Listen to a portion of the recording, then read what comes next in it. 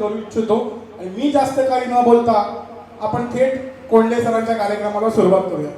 मी तत्पूर्वी आपल्या कार्यक्रमाची सुरुवात दीपप्रज्वलन करून आपण करणार आहोत. मी महेंद्र कोंडे सरांना विनंती करतो की सर आपल्या हस्ते आपण आज दीपप्रज्वलन करणार आहोत.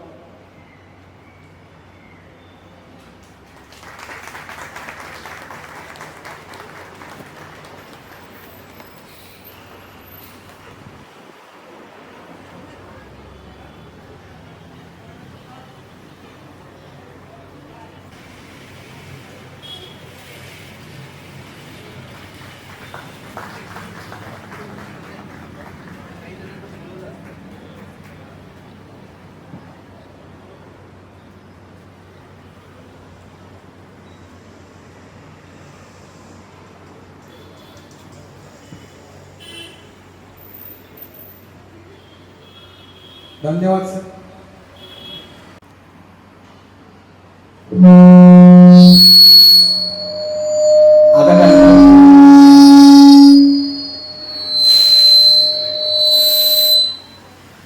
आता कार्यक्रम सुरू झाल्यासारखं वाटतं. पासूनची माझी ही सवय आहे की असं ऐकलं नाही तर कार्यक्रम सुरू होतो का असाही प्रश्न.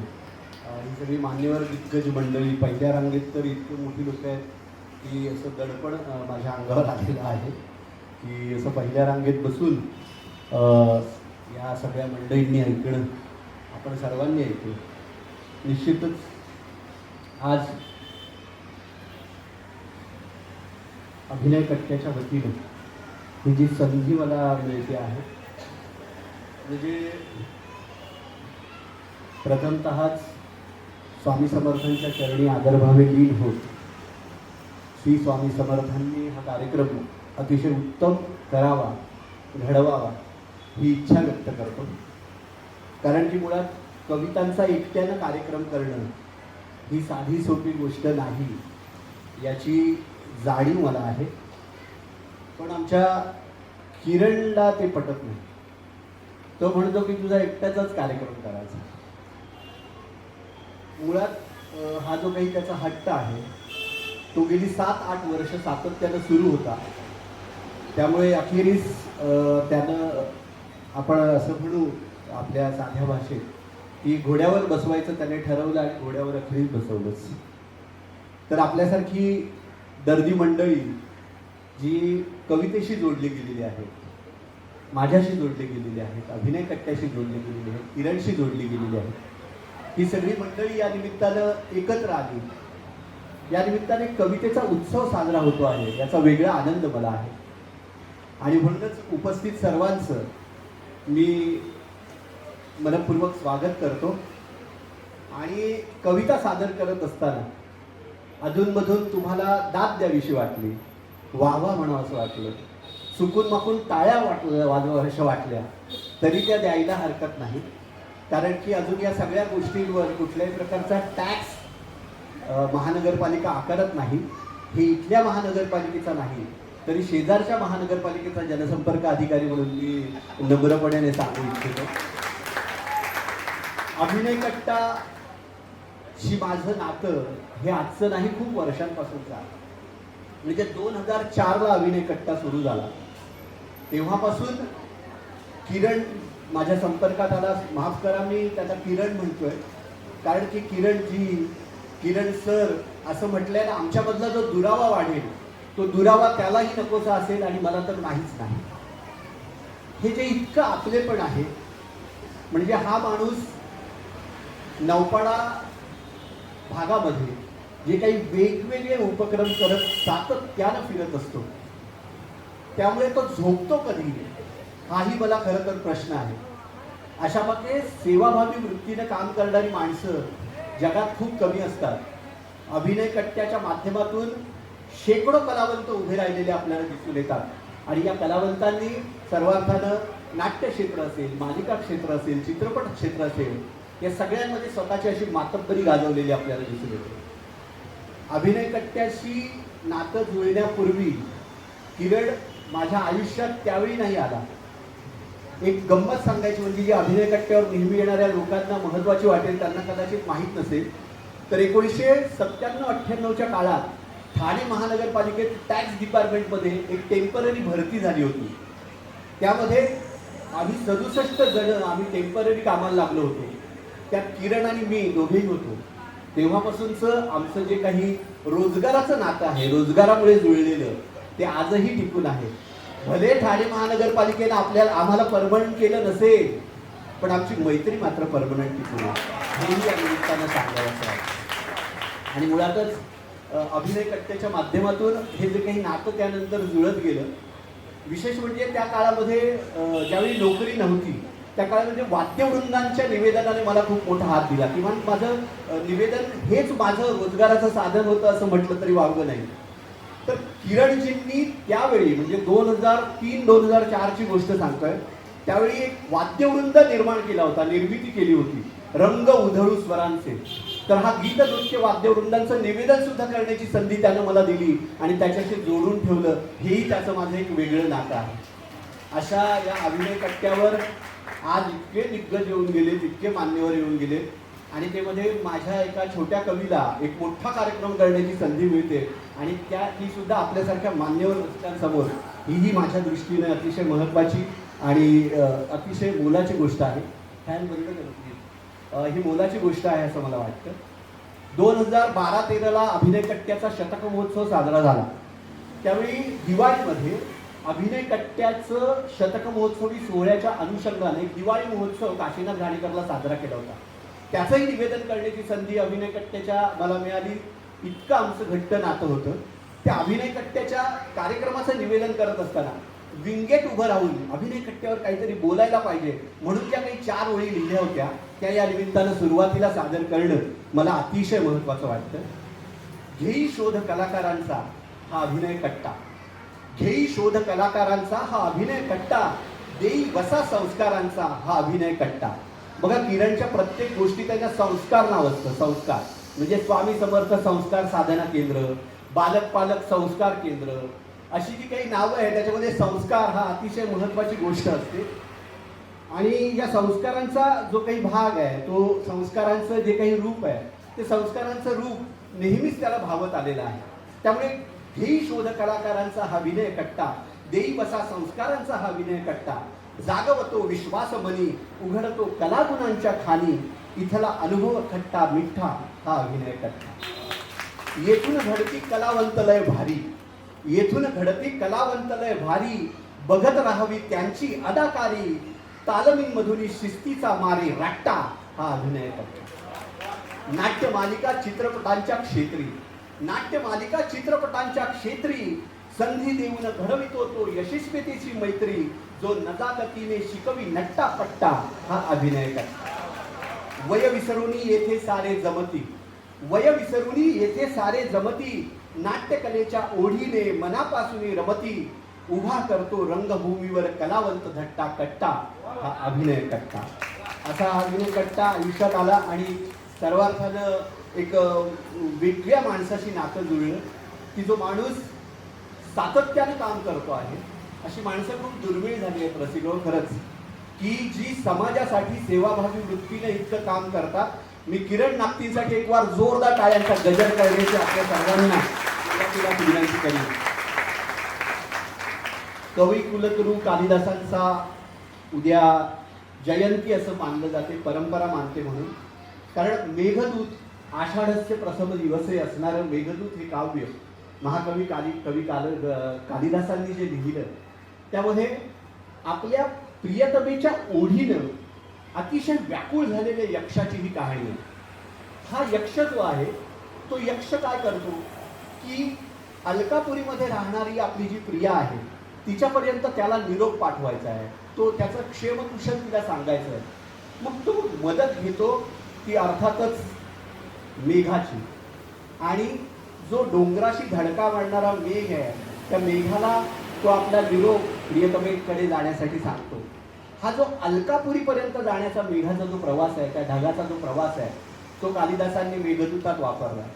आणि मेघदूताची मातब्बरी एवढी मोठी म्हणजे संस्कृतमधलं मेघदूत, कालिदासांचं मेघदूत मराठीमध्ये रूपांतरित करण्याचा मोह भल्या भल्यांना आवरला नाही.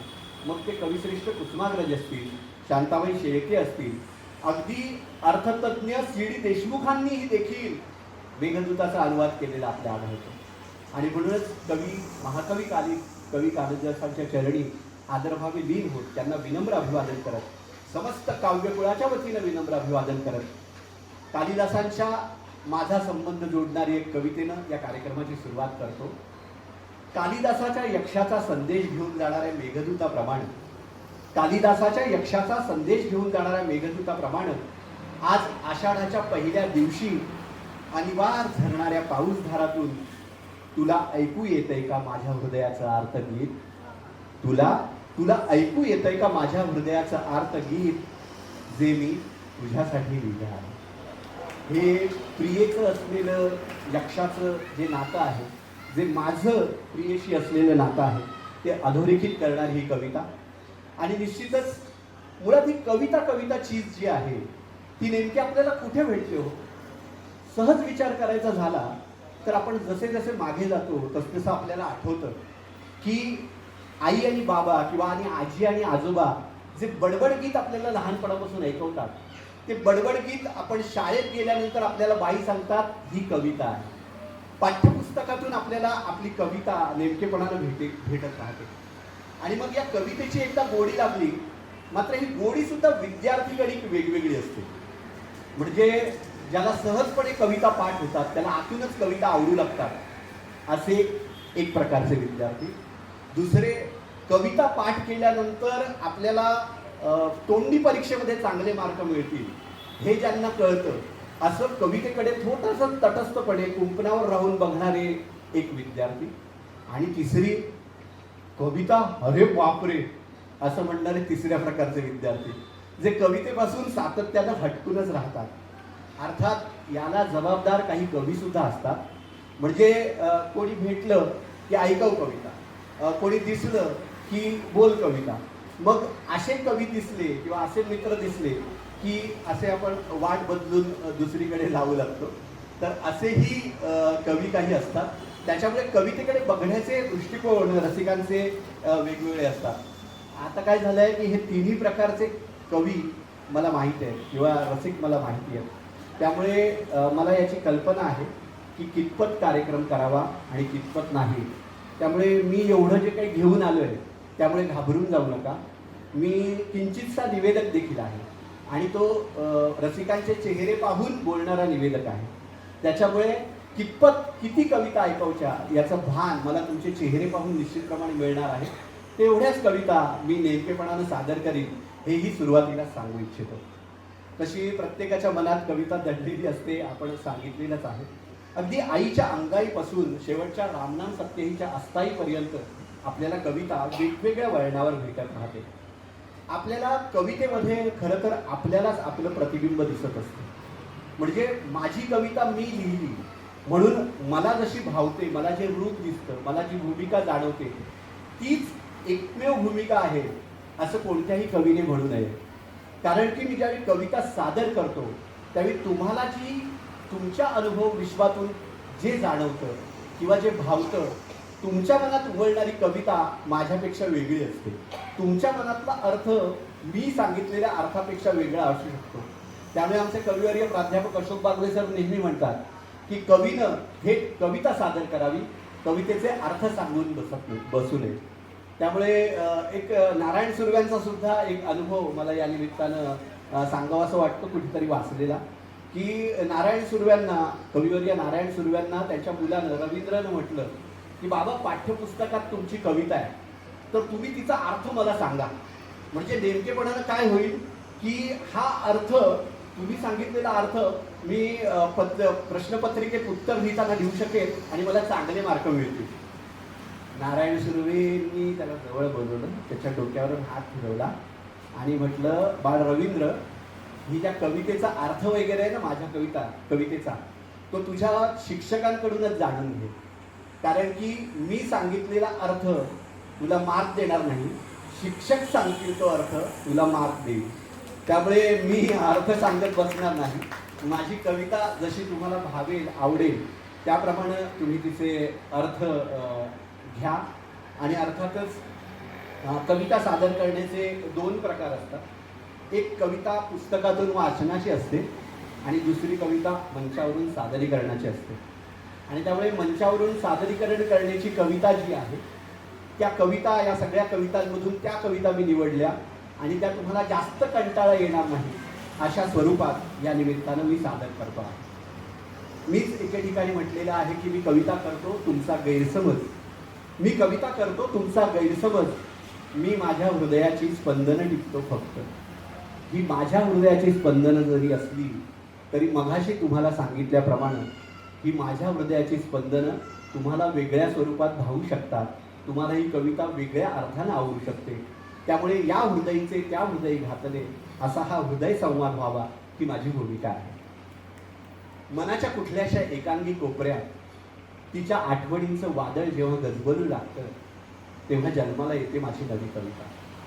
मनाच्या कुठल्याशा एकांगी कोपऱ्यात तिच्या आठवणींचं वादळ जेव्हा गजबजू लागतं तेव्हा जन्माला येते माझी कविता. कविता म्हणजे भावनांची दिशाहीन सैरभैरता. तू म्हणाली होतीस कविता असतात उडाण मुलांसारख्या उंडारणाऱ्या. तू म्हणाली होतीस कविता असतात उन्हाळ मुलांसारख्या उंडारणाऱ्या. त्यांना जपायचं असतं जीवापाड आईचं काळीज होऊन. म्हणून मी केली होती कवितांना एक डायरी. म्हणून मी केली होती कवितांना एक डायरी.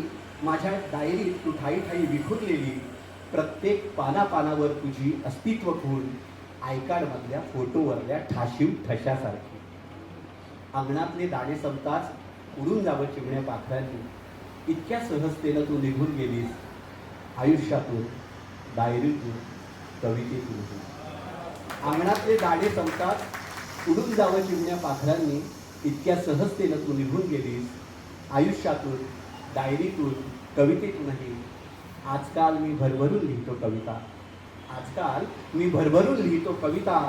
कालच पारावरल्या कुडमुड्या ज्योतिषानं सांगितलं शापच आहे मला डायरीत दुःख डकवून ठेवण्याचा. शापच आहे मला डायरीत दुःख डकवून ठेवण्याचा. ही अशी जी दुःखाची कविता असते किंवा कवितेला दुःखच असावं लागतं का, असा आपण ज्यावेळी कवितेकडे बघण्याचा विचार करू लागतो त्यावेळी नव्याने जाणवतं की कुठलाही अनुभव हा तुम्हाला भिडायला पाहिजे. आजकाल काय झालंय की माझं वाचन सुद्धा कमी झालंय, त्यामुळे खूप कमी लिहितो. मात्र ज्या काळात भरभरून लिहित होतो, माझा कवी मित्र विनोद पितळे या ठिकाणी आहे, त्याच्या समवेत आम्हीचा जो काही काळ होता, आमचा महाविद्यालयीन काळ, त्या काळामध्ये इतकं झपाटल्यासारखं त्याचं घर 15 अमर महागिरी ठाणे हा आमचा पत्ता होता. आम्ही युवक कला संघटना त्यावेळी होती, आता आम्ही कला प्रतिष्ठान आहे. तर या पत्त्यावर आम्ही गच्चीवर जमायचो आणि गच्चीवर जमल्या जमल्या एकमेकांच्या कविता ऐकायचो. त्यानंतर त्याने त्या काळामध्ये म्हणजे 1989ची गोष्ट सांगतोय, त्या काळामध्ये सर्वांच्या कविता, कथा, लेख असं एकत्र करून 750 पानांचा हस्तलिखित सुवाच्य अक्षरामध्ये ग्रंथ लिहिला होता. आणि हेही या निमित्तानं आम्हीचं वैशिष्ट्य, विनोदचं वैशिष्ट्य मला सांगावं असं वाटतं की त्यानं ज्या पद्धतीनं आम्हा सगळ्या ज्ञानसाधना महाविद्यालयातल्या दवणे बागवे सरांचे विद्यार्थी असणाऱ्या कवींना जे बांधून ठेवलं, त्यातून कविता खऱ्या अर्थानं फुलून आली. आणि ज्ञानसाधना हा तर माझ्या आयुष्यातला अतिशय महत्त्वाचा टप्पा आहे, कारण की तिथं मला खऱ्या अर्थानं कविता भेटली. म्हणजे माझा कवी मित्र राजेंद्र ठाकूर इथं आहे. मी पाहिलेला पहिला कवी कोण असेल तर तो राजेंद्र ठाकूर. 8वी 9वीत मोह महाविद्यालयाच्या म्हणजे आमच्या MS हायस्कूलच्या बेंचवर बसणारा राजेंद्र ठाकूर मला कविता ऐकायचा आणि मी वाह वाह छान छान असं म्हणायचो. त्या काळात मला क्रिकेटच्या आकडेवारी जमा करण्याचा खूप छंद होता. इथेच आपल्या नौपाड्यात राहणारे सुधीर वैद्य हे माझे मेंटॉर होते, मला आदर्श वाटायचे, त्यांच्यासारखं व्हायचं असं वाटायचं. आमचा कल्पक कोळीवाड्यातला आहे. कोळीवाड्यात त्या काळी मी असा कॉमेंटरी करायचो. विवा करमरकर किंवा बाळ पंडित यांची क्रिकेटची कॉमेंटरी रेडिओवरून ऐकून त्यावेळी समालोचन करायचं, धावसं समालोचन करायचं. असा क्रिकेटचा सगळा माहोल होता. मग बबनच्या नादानं म्हणजे आमच्या राजेंद्र ठाकूरच्या नादानं मी सुद्धा एक कविता त्यावेळी पहिल्यांदा लिहिली होती, एक 8वी 9वीत असताना. म्हणजे सुनील मनोहर गावस्कर असं नाव घेतलं मी, सुनील मनोहर गावस्कर. मग असं जे लिहितात ना तसं ही माझी पहिली कविता. म्हणजे सुमने उधळली त्याच्यावर रसिकांनी, निमंत्रितांना आनंद दिला त्याच्या 48 शतकांनी. ललकाऱ्यांच्या आरोळ्यांनी कारकीर्द दे तुझी गाजली, मनोहर मनमोहना वाहतो ही तुला आदरांजली, असं काहीतरी वेगळं होतं ते. आणि मग त्यातून मग कविता फुलत गेली, सुचू लागली. ज्ञानसाधनेत आल्यावर मात्र प्रत्यक्ष कविताच वर्गात आली. म्हणजे मी 11वी 12वी सायन्सचा विद्यार्थी. प्रवीण दवणे सर फक्त 2 वर्ष सायन्सला शिकवायला आले. त्यांनी पूर्ण त्यांचं ज्ञानसाधनातलं आयुष्य हे आर्ट्समध्ये शिकवलं सरांनी. फक्त 2 वर्ष सर सायन्सला आले आणि त्या 2 वर्ष मी 11वी 12वीत होतो. यापेक्षा मोठा भाग्ययोग दुसरा कोणता नसेल. दैवयोग म्हणतात तो असा. त्यानिमित्तानं कविता मला भेटली. आम्हाला आहे ना कॉमर्स दुपारी असायचं, आमचं दुपारी प्रॅक्टिकल असायचं. तर आमचे बागवे सर असायचे दुपारी कॉमर्सला शिकवायला. आमचा विनोद वगैरे त्यावेळी असायचा कॉमर्सला. मकरंद जोशी होता. आणि मग ही सगळी कॉमर्सची मंडळी. बागवे सरांचं काय झालं की 12वीला आमची काव्य वाचन स्पर्धा झाली. काव्य वाचन स्पर्धेमध्ये मी भाग घेतला. आणि बागवे सर आणि करमरकर मॅडम आमच्या परीक्षक होते. बागवे सर परीक्षक असताना त्या काव्य वाचन स्पर्धेत मी पहिला आलो. आणि मग वाटायला लागलं की अरे काहीतरी वेगळे काहीतरी. बागवे सर जर पहिलं बक्षीस देतात तर आपण लिहायला पाहिजे. ही जी काही ठिणगी आहे किंवा रुजवात आहे ती तिथून पडली असं मला वाटतं. मला वाटायला लागलं की बागवे सरांच्या लेक्चरला असं बसायला हवं. मग मी त्यावेळी क्रिकेट अर्थातच कॉलेजमध्ये क्रिकेटच्या टीममध्ये होतो, विकेट किपर होतो. आमचा कॉलेजच्या क्रिकेट टीमचा कॅप्टन होता अर्जुन पाटील थारेगावचा. किरण नागती ओळखत असेल कारण तोही शिवसेनेचा तिकडचा विभाग प्रमुख होता. त्यामुळे तो अर्जुन पाटील CR सुद्धा होता. तो म्हणाला बागवे सरांच्या लेक्चरला बसायचं ना बस. मी म्हटलं अरे सरांनी ओळखलं तर असा बाहेरचा मुलगा आलाय आणि बिकडला गेलो तर. मग मी सरांना म्हटलं, मी अर्जुन पाटीलला म्हटलं अरे असा पकडला गेलो तर वाट लागेल ना. ते म्हणाले काय नाही रे, मी सरांना सांगेन जर पकडला गेला तर तू बस जाऊ. तर त्या दिवशी हे नव्हतं आपलं आमचं प्रॅक्टिकल नव्हतं दुपारचं. त्यामुळे सरांच्या एकदम पाठीमागे बसलो. सर मस्तपैकी झपुर्झा शिकवायला लागले. आणि मग झपुर्झा शिकवता सरांनी 1-2 वेळा माझ्याकडे बघितलं. कदाचित त्यांनी ओळखलं असेल हा आपल्या वर्गातला नाही, पण त्यांनी नजरअंदाज केलं, मला सोडून दिलं. बसलाय ना बसू दे. तर हे मग त्यांनी मला का सोडलं असेल याचा विचार मी ज्यावेळी करतो त्यावेळी 52 कशी ह्याचा माझा काव्यसंग्रह प्रकाशित झाला पाडगावकरांच्या हस्ते. त्यावेळी बागवे सरांनी भाषणात सांगितलं होतं की ते 11वी 12वीला सायन्सचे विद्यार्थी होते. त्यामुळे त्यांना सायन्सच्या विद्यार्थ्याचं मराठीवरचं प्रेम अशा रीतीनं आविष्कृत होऊ शकतं हे वाटलं असावं, म्हणून मला त्यांनी मला त्यावेळी सोडून दिलं असावं. म्हणजे मी असा ज्ञानसाधनातला भाग्यवान विद्यार्थी आहे की मराठीतले 2 दिग्गज प्राध्यापक, 2 दिग्गज व्याख्याते यांच्याकडनं एकच कविता, म्हणजे मग झपुर्झा असेल किंवा हरपले श्रेय असेल किंवा आणखी काही कविता असतील, ती 2 दिग्गज व्याख्यात्यांकडनं मी एक विद्यार्थी म्हणून दोघांकडनं शिकलेलो आहे. हाही एक फायदा मला ज्ञानसाधनाचा झाला, हेही मला या निमित्तानं विशेषत्वानं नमूद करावं असं वाटतं. आणि मग म्हणजे त्यानंतरच्या काळात विनोद सोबत आपली ये कवितेचे नगरी हा ज्ञानेश्वरांपासून अगदी नायगावकरांपर्यंत असा काव्यप्रवास करणारा कार्यक्रम करायचो. एकदा ज्ञानसाधनामध्येच आमचा कार्यक्रम झाला एका वर्गामध्ये. त्या वर्गात माझी अर्धांगिनी जी आत्ता आहे ती सीमा मला भेटली. तर त्या काळामध्ये दवणे सर खूप प्रयोग करायचे. एक प्रयोग त्यांनी असा केला होता की या सगळ्या मुलांना घेऊन, त्यावेळी मी ज्ञानसाधना महाविद्यालयात नव्हतो, मी ITI करून नोकरीला होतो. तर त्या वेळी एक प्रयोग केला होता की पाडगावकरांना आणि शंकर वैद्यांना घेऊन येऊरच्या डोंगरावर जायचं आणि त्या ठिकाणी एक मस्त कवितांची मैफल रंगवायची. तर या कवितेच्या मैफलीमध्ये मला 17 ऑक्टोबर 1993 या 17 ऑक्टोबर 1993ला दवणे सरनी ती मैफल ठेवली. त्यावेळी दस्तूर खुद्द पाडगावकरांची मुलाखत घेण्याचा योग मला आणि सीमाला आला. अचानक त्यावेळी संध्याकाळी लाईट गेली. 2-3 मेणबत्त्यांच्या प्रकाशात अशी सगळी मुलं डोळ्यांची निरांजन करून पाडगावकरांना ऐकत होती इतक्या काळोखामध्ये. आणि मग त्यावेळी थरारून गेलो. पुढे ज्यावेळी 52 कशी, म्हणजे त्यावेळी काव्यसंग्रहाचं नाव ठाऊक नव्हतं, पण काव्यसंग्रह प्रकाशित करण्याचा योग आला. त्यावेळी मी म्हटलं की माझी खूप इच्छा आहे की पाडगावकरांच्या हस्ते तो प्रकाशित व्हावा. मग सगळ्या कवींचे मित्र असलेले अरुण म्हात्रेंना भेटलो. त्यांना म्हटलं की सर मला पाडगावकरांच्या हस्ते काव्यसंग्रह प्रकाशित करण्याची इच्छा आहे. तर ते असे म्हणाले, अरुण म्हात्रे माहिती आहे ना, की पायाला भिंगरी लावलेला माणूस, तो कधी भेटणार. पण ते भेटले. एका महिन्यात त्यांनी पाडगावकरांची भेट घडून आणली. पाडगावकरांकडे गेलो. पाडगावकर असे आले, बसले, हातात DTPची कॉपी होती केलेली, पाडगावकरांच्या हातात दिली. पाडगावकरांनी जराशी चाळली. इतका मोठा कवी मी असा खूप दपकून होतो का आता पाडगावकर म्हटले ठाऊक नव्हता. पाडगावकरांनी एक पान उघडलं, म्हणाले प्रूफ चेकिंग झालेलं दिसत नाही अजून. तर अरुण म्हात्रे म्हणाले नाही, आत्ता ही पहिलीच कॉपी तुमच्याकडे घेऊन आलो DTPकडे. मग त्यांनी माझ्याकडे दिलं आणि म्हटलं याच्यात काय चूक आहे ते सांग. मी म्हटलं सर, प्रीतीमधला प्री आहे ना तो ऱ्हस्व लिहिलाय, तो दीर्घ असायला हवा. पाडगावकरांनी त्यांच्या गाठ डोळ्याच्या चष्म्यातून माझ्याकडे पाहिलं, परत पुस्तक घेतलं, परत चाळल्या, परत मला दिलं. म्हणाले की यातल्या कुठल्याही 2 कविता म्हणून जा. पाडगावकरांसमोर कविता वाचायची हो. मी म्हटलं की आता एवढ्यात विचार आला की पाडगावकरांच्या स्टाईलची कविता वाच. मग मी बोलगाणीच्या सदृश्य असलेली रुमाल कविता वाचली. पाडगावकरांचे डोळे थोडेसे लकाकले. मग पाडगावकरांनी अजून एक असं म्हटलं. मग मी पावसावरची एक कविता वाचली. मग पाडगावकरांनी परत पुस्तक हातात घेतलं. पाडगावकर थोडंसं विचार करत म्हणाले की 2-3 तारखा देतो, आपण ठरवू. मी म्हटलं अरे वा, म्हटलं याच्यासारखा दुसरा आनंद योगंद पाडगावकर म्हणतात 2-3 तारखा देतो. मग पाडगावकर म्हणाले की अजून एक आहे. मी घाबरलो, दादा अजून एक काय, मानधन वगैरे काय मोठं असू शकतं. पाडगावकर म्हणाले की यावर मी सुद्धा लिहितो.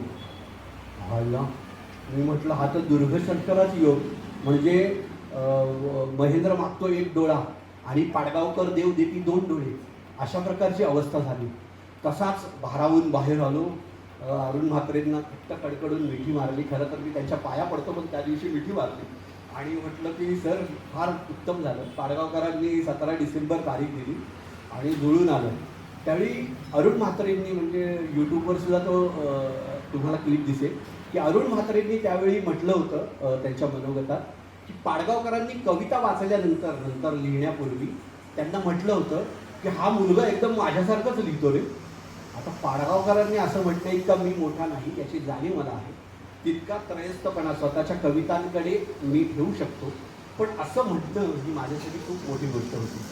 आणि पाडगावकरांसारखा कवी ज्यावेळी आयुष्यात येतो त्यावेळी काय होतं, दवणे बागवे सरांनी त्या दोन्ही अशी म्हणजे बागवे सर पुस्तकाच्या प्रकाशनाच्या वेळी म्हणाले की पाडगावकरांनी अशी पाठराखण केलेली आहे आणि आपट्याची पानं, कारण पुस्तकाचं नाव 52 कशी आहे, त्यामुळे सोन्याच्या पानाची आपट्याची पानं जशी दोन्ही बाजूला जुळतात, तर आतल्या बाजूला एका बाजूला प्रवीण दवणे आहे, एका बाजूला अशोक बागवे आहे.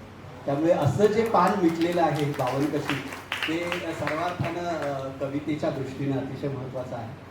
मला आहे ना या आठवणी सांगाव्याशा वाटल्या म्हणून सांगल्या. तुम्ही असं मनात विचार करत असाल,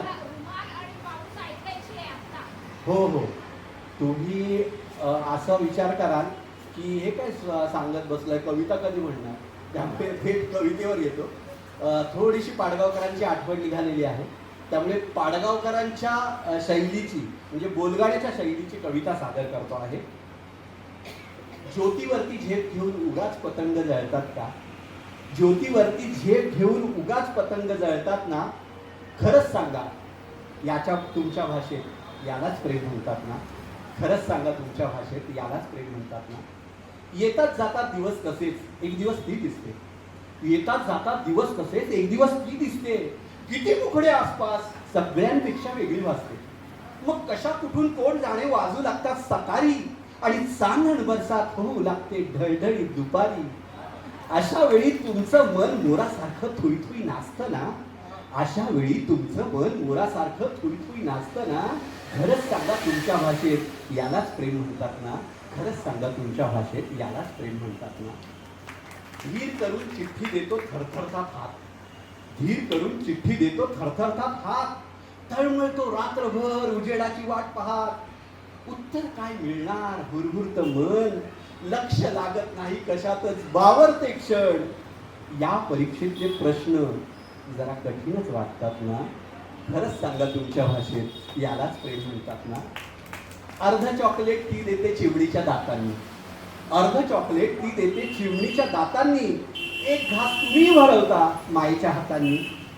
जोडीदाराने खाल्लं तरी तुमचं कसं पोट भरतं, दिलत कितीही भरभरून त्याची तुमच्यापाशी शिल्लक उरतं. कवी असाल नसाल तरी 4 ओळी सुचतात ना. खरंच सांगा तुमच्या भाषेत यालाच प्रेम म्हणतात ना. सकाळपासून होत असते शुभेच्छांची चिंब बरसात, सकाळपासून होत असते शुभेच्छांची चिंब बरसात.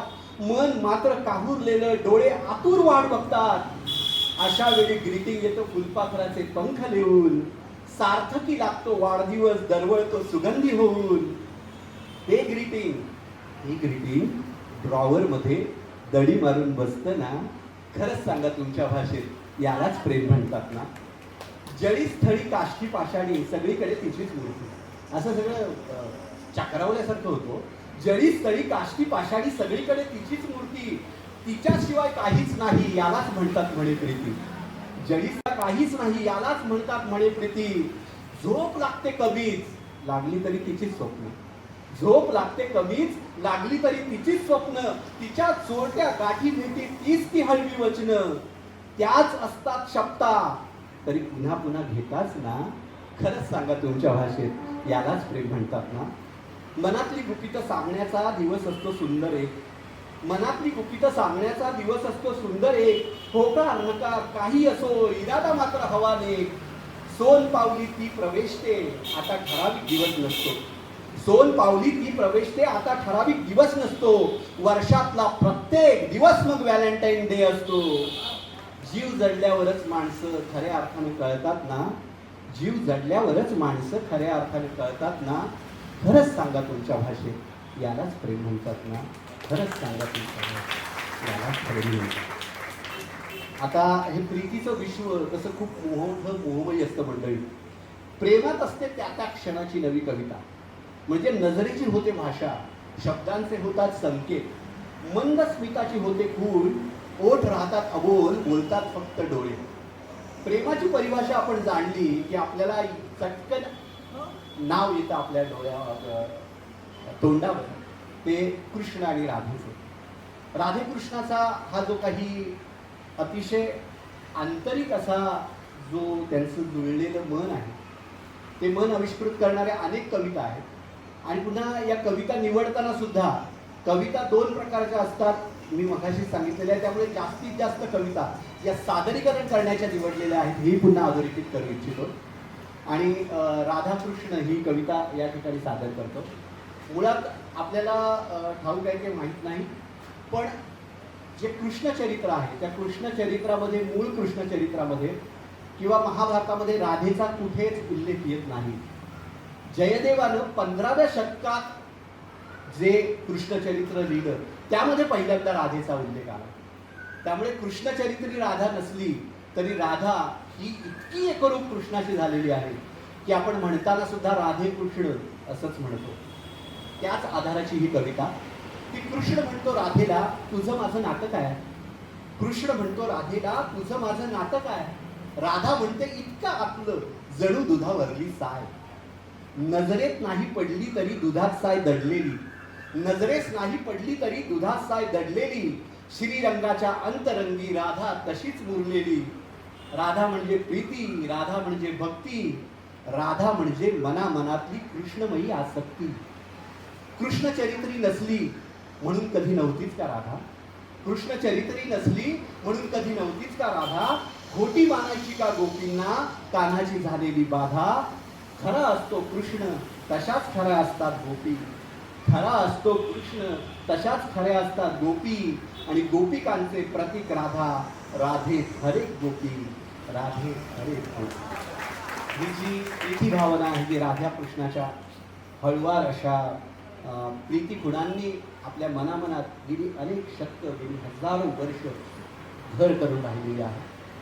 तर ही जी भावना आहे ती भावना अधोरेखित होत असताना मुळातच पावसाचं आणि प्रीतीचं सुद्धा एक फार मोठं नातं आहे. म्हणजे कवींचा सर्वात आवडता ऋतू कोणता असं जर विचारलं तर तो पावसाळा. अगदी कालिदास, महाकवी कालिदासांपासून हे समीकरण जुळत आलेलं आहे. आणि हा जो काही आषाढ आहे म्हणजे आता उद्यापासून आषाढ सुरू होतो आहे. खरं ज्येष्ठामध्ये भुरभुरत्या सरी येतात, पण तितकाही पाऊस यावर्षी पडलेला नाही. सगळा ऋतुमान ऋतुचक्रच बदललेलं आहे, पर्यावरण बदलतं आहे. तर हा जो काही आषाढ आहे, जो खरा कवींना आवडतो, कारण काही मुसळधार पाऊस कोसळत असतो. महाकवी कालिदासांना सुद्धा हाच आषाढ भावलेला होता, आवडलेला होता, म्हणून आषाढस्य प्रथम दिवसे मेघदूत अवतरले. तर या आषाढविषयीच्या माझ्या भावना सांगायच्या झाल्या तर अशा सांजवेळी होतो जीव तळ्यात मळ्यात, अशा सांजवेळी होतो जीव तळ्यात मळ्यात, कुणी आषाढ पेरला माझ्या कोरड्या डोळ्यात. ही जी सखीविषयीची किंवा आषाढ्याविषयीच्या प्रेमाविषयीची भावना आहे, तर प्रेमाचं, सखीचं आणि पावसाचं या तिघांचंही एक अतूट असं नातं असतं. म्हणजे पाडगावकरांची पुन्हा एक छोटीशी आठवण सांगायची वाटते. पाडगावकरांना सुद्धा म्हणजे त्यामध्ये बोलत असताना पाडगावकर म्हणाले होते की महेंद्रच्या प्रेम कविता वाचताना मला माझीच जुनी आठवण आली की पाडगावकरांच्या इतक्या प्रेम कविता आहेत, तर त्यांचं स्तुती करणारे त्यांच्या घरी आले, ते म्हणाले की तुम्ही इतक्या वेगवेगळ्या प्रेमकविता लिहिल्या, तुम्ही अनेक मुलींवर प्रेम केलं का हो. पाडगावकरांनी म्हटलं होतं की असा अनुभव घेण्यासाठी अनेक मुलींवर किंवा अनेक प्रेयसींवर प्रेम करण्याची गरज नसते, कवी ते अनुभवातून अनुभवू शकतो. त्यामुळे माझ्या बाबतीत सुद्धा तुम्ही हा गैरसमज करून घेऊ नका, एवढंच सांगतो. सखी सारखा येतो पाऊस, सखी सारखा येतो पाऊस, आतुरतेने मिठीत घेतो. सखी सारखा येतो पाऊस, आतुरतेने मिठीत घेतो. सखी सारखा जातो पाऊस, विरह चिंब आगीत जाळतो. सखी सारखा वाहतो पाऊस, वाऱ्या संगे सैर भैरसा.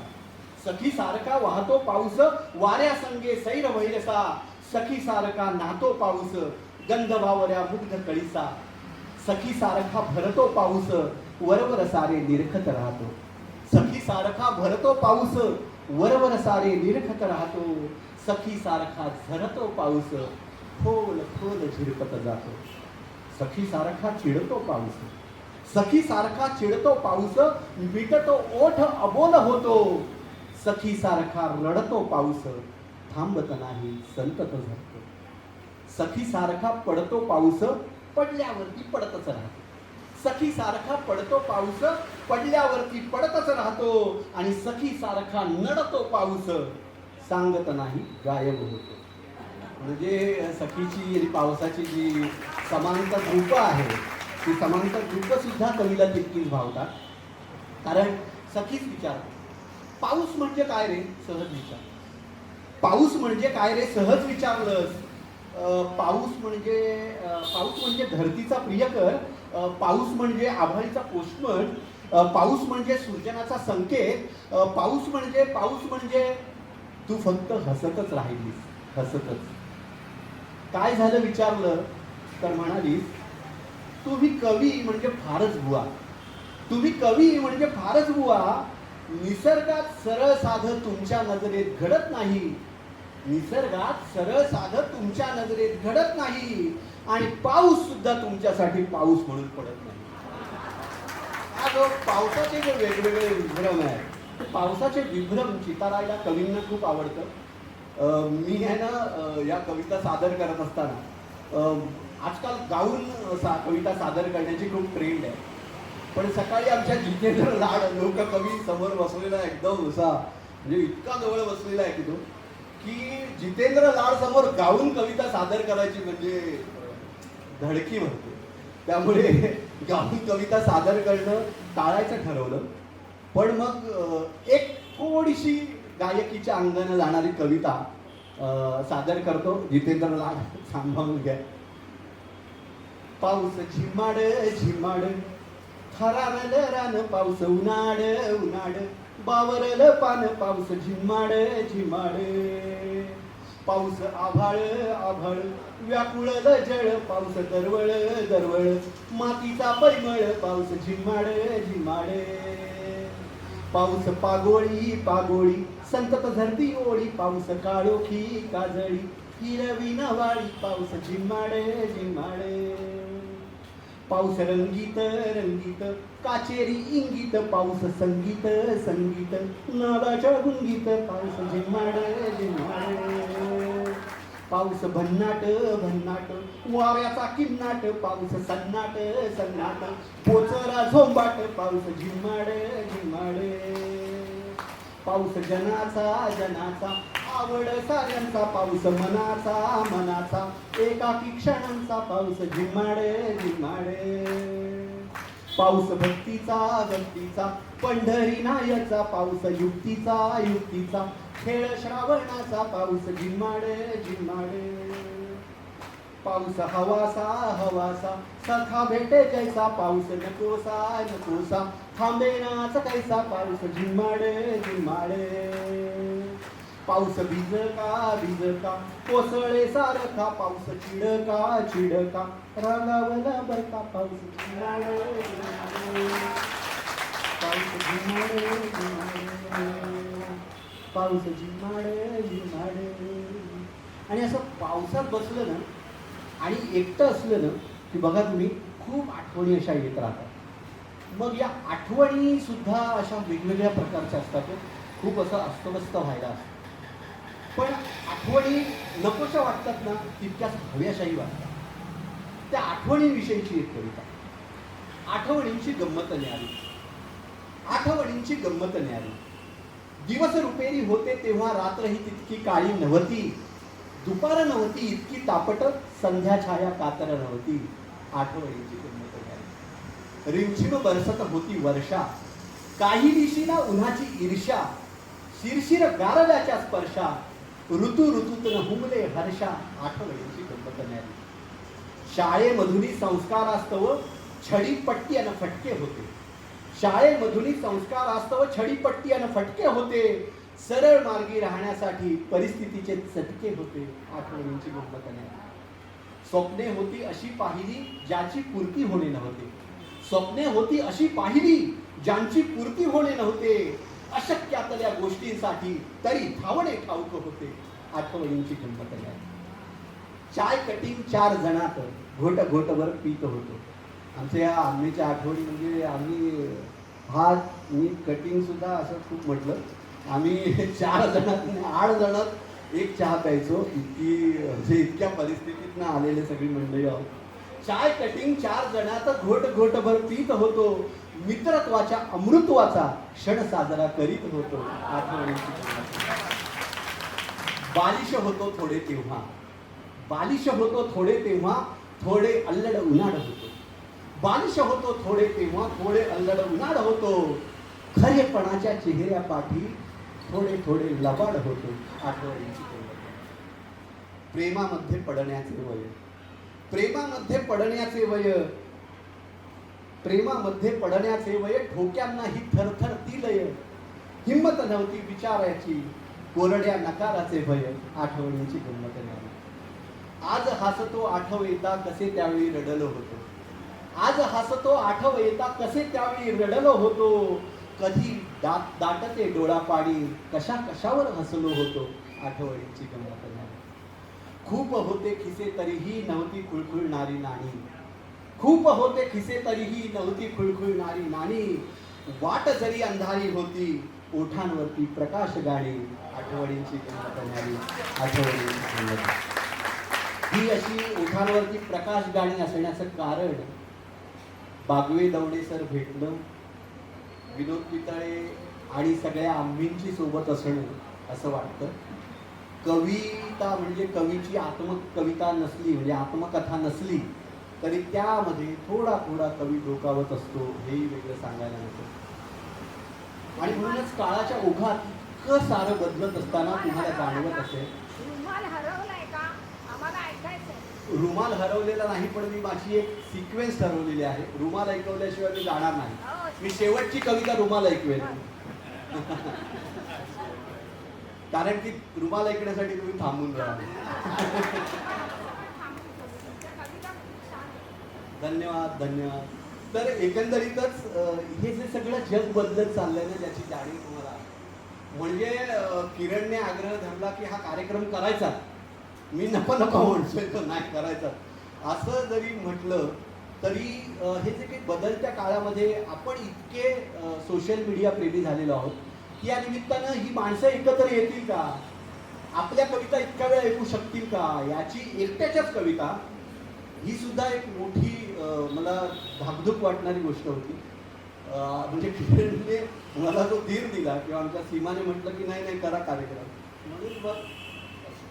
तर या सगळ्या सोशल मीडिया प्रेमी युगामध्ये हा जो काही बदलता भवताल आहे, तो बदलत्या भवताळामध्ये ही जी मित्रमंडळी आहे त्यांची खूप भेटायची इच्छा आहे. पण का कोण जाणे, पण आपण इतके घड्याच्या काट्यांना जोडलं गेलंय की माझीच एक ओळ आहे की फ्लॅटच्या भिंती तर आता ब्लॉक झाली माणसे, फ्लॅटच्या भिंती तर आता ब्लॉक झाली माणसे, वेळ नाही कुणापाशी ब्लॉक झाली माणसे. इतकं घड्याच्या काट्यांना तुम्ही आम्ही जोडून घेतलं. हे घड्याचे काटे थांबून कुठेतरी हे जे पूर्वीचं एकमेकांना भेटणं आहे ते दुर्मिळ होत चाललंय का, यावरची ही तुम्हा सर्वांना आवडेल अशी कविता मला तर खूप आवडते. हे असे का होते मित्रा, हे असे का होते मित्रा, म्हणजे मी कसा अचानक धडकायचो तुझ्या घरी आणि दार उघडलं की तू माझी वाटच बघत असायचा, डोळे विस्पारत माझं मोकळं ढाकळं स्वागत करायचा. तुला गळामिठी घालताना तुझ्या स्पर्शातला गोडवा अंगांगात पसरत जायचा, तुला गळामिठी घालताना तुझ्या अंगात स्पर्शातला गोडवा अंगांगात पसरत जायचा आणि भेटायचा आनंद नकळत चेहऱ्यावर फुलून जायचा. तेव्हा तुझे ओठच नाही तर तुझे डोळेही बोलत असायचे, तेव्हा तुझे ओठच नाही तर तुझे डोळेही बोलत असायचे आणि तुझा चेहरा वाचताना माझ्या सर्वांगाला डोळे फुटायचे. मग सुरू व्हायचा गप्पांचा अविश्रांत फड, गप्पा इकडच्या तिकडच्या यांच्या त्यांच्या खुल्या गप्प्या. बघता बघता आपण जग फिरून यायचं कुठल्या कुठल्याशा गोष्टीतून. हे कधी संपणारच नाही असे समजून आपण बोलत राहायचो तासन तास, घड्याळाचे काटे फिरून फिरून दबून जायचे ते. आता मात्र तुझ्याकडे यायचं म्हटलं की मी आधी फोन करतो, आता मात्र तुझ्याकडे यायचं म्हटलं की मी आधी फोन करतो. घड्याळाच्या काट्यासोबत धावणाऱ्या रोजच्या जगण्यात तुझ्याकडे काही मोकळे क्षण आहेत काय विचारतो. आता मात्र तुझ्याकडे यायचं म्हटलं की मी आधी फोन करतो, घड्याळाच्या काट्यासोबत धावणाऱ्या रोजच्या जगण्यात तुझ्याकडे काही मोकळे क्षण आहेत का हे विचारतो. पण खरं सांगू, माझं कालच्या सारखं हाडकन आगंतुक येणं आजच्या तुला आवडेल की नाही हा देखील प्रश्न पडतो मला. पण खरं सांगू, माझं कालच्या सारखं धाडकन आगंतुक येणं आजच्या तुला आवडेल की नाही असा देखील प्रश्न पडतो मला. तोच मी, तोच तू, पण आज भवताल बदलल्याने असे परक्यासारखे वागू लागलो का रे आपण. तोच तू, तोच मी, पण आज भवताल बदलल्याने असे परक्यासारखे वागू लागलो का रे आपण, की काळाच्या ओघात आपलेपणाच्या व्याख्याही बदलल्यात आजकाल. स्मार्टफोनच्या टच स्क्रीनवर व्हॉट्सअप संदेशाची अक्षरं टाईप करून करून बोटं दुखून येतात माझी आजकाल.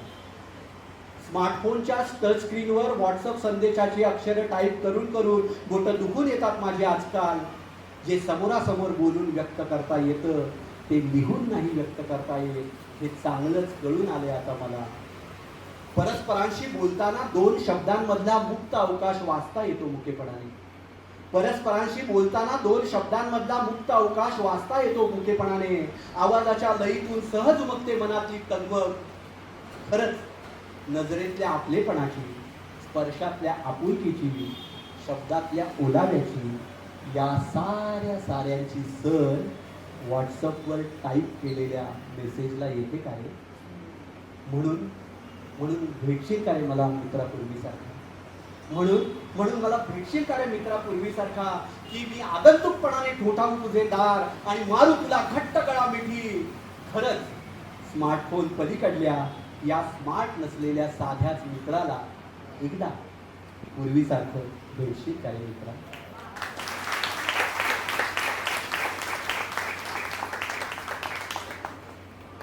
मुळात हे जे मित्र आहेत मित्रांची घरं सुद्धा आपली घरं वाटावी असं ही सगळी घरं आपल्या आयुष्यात होती.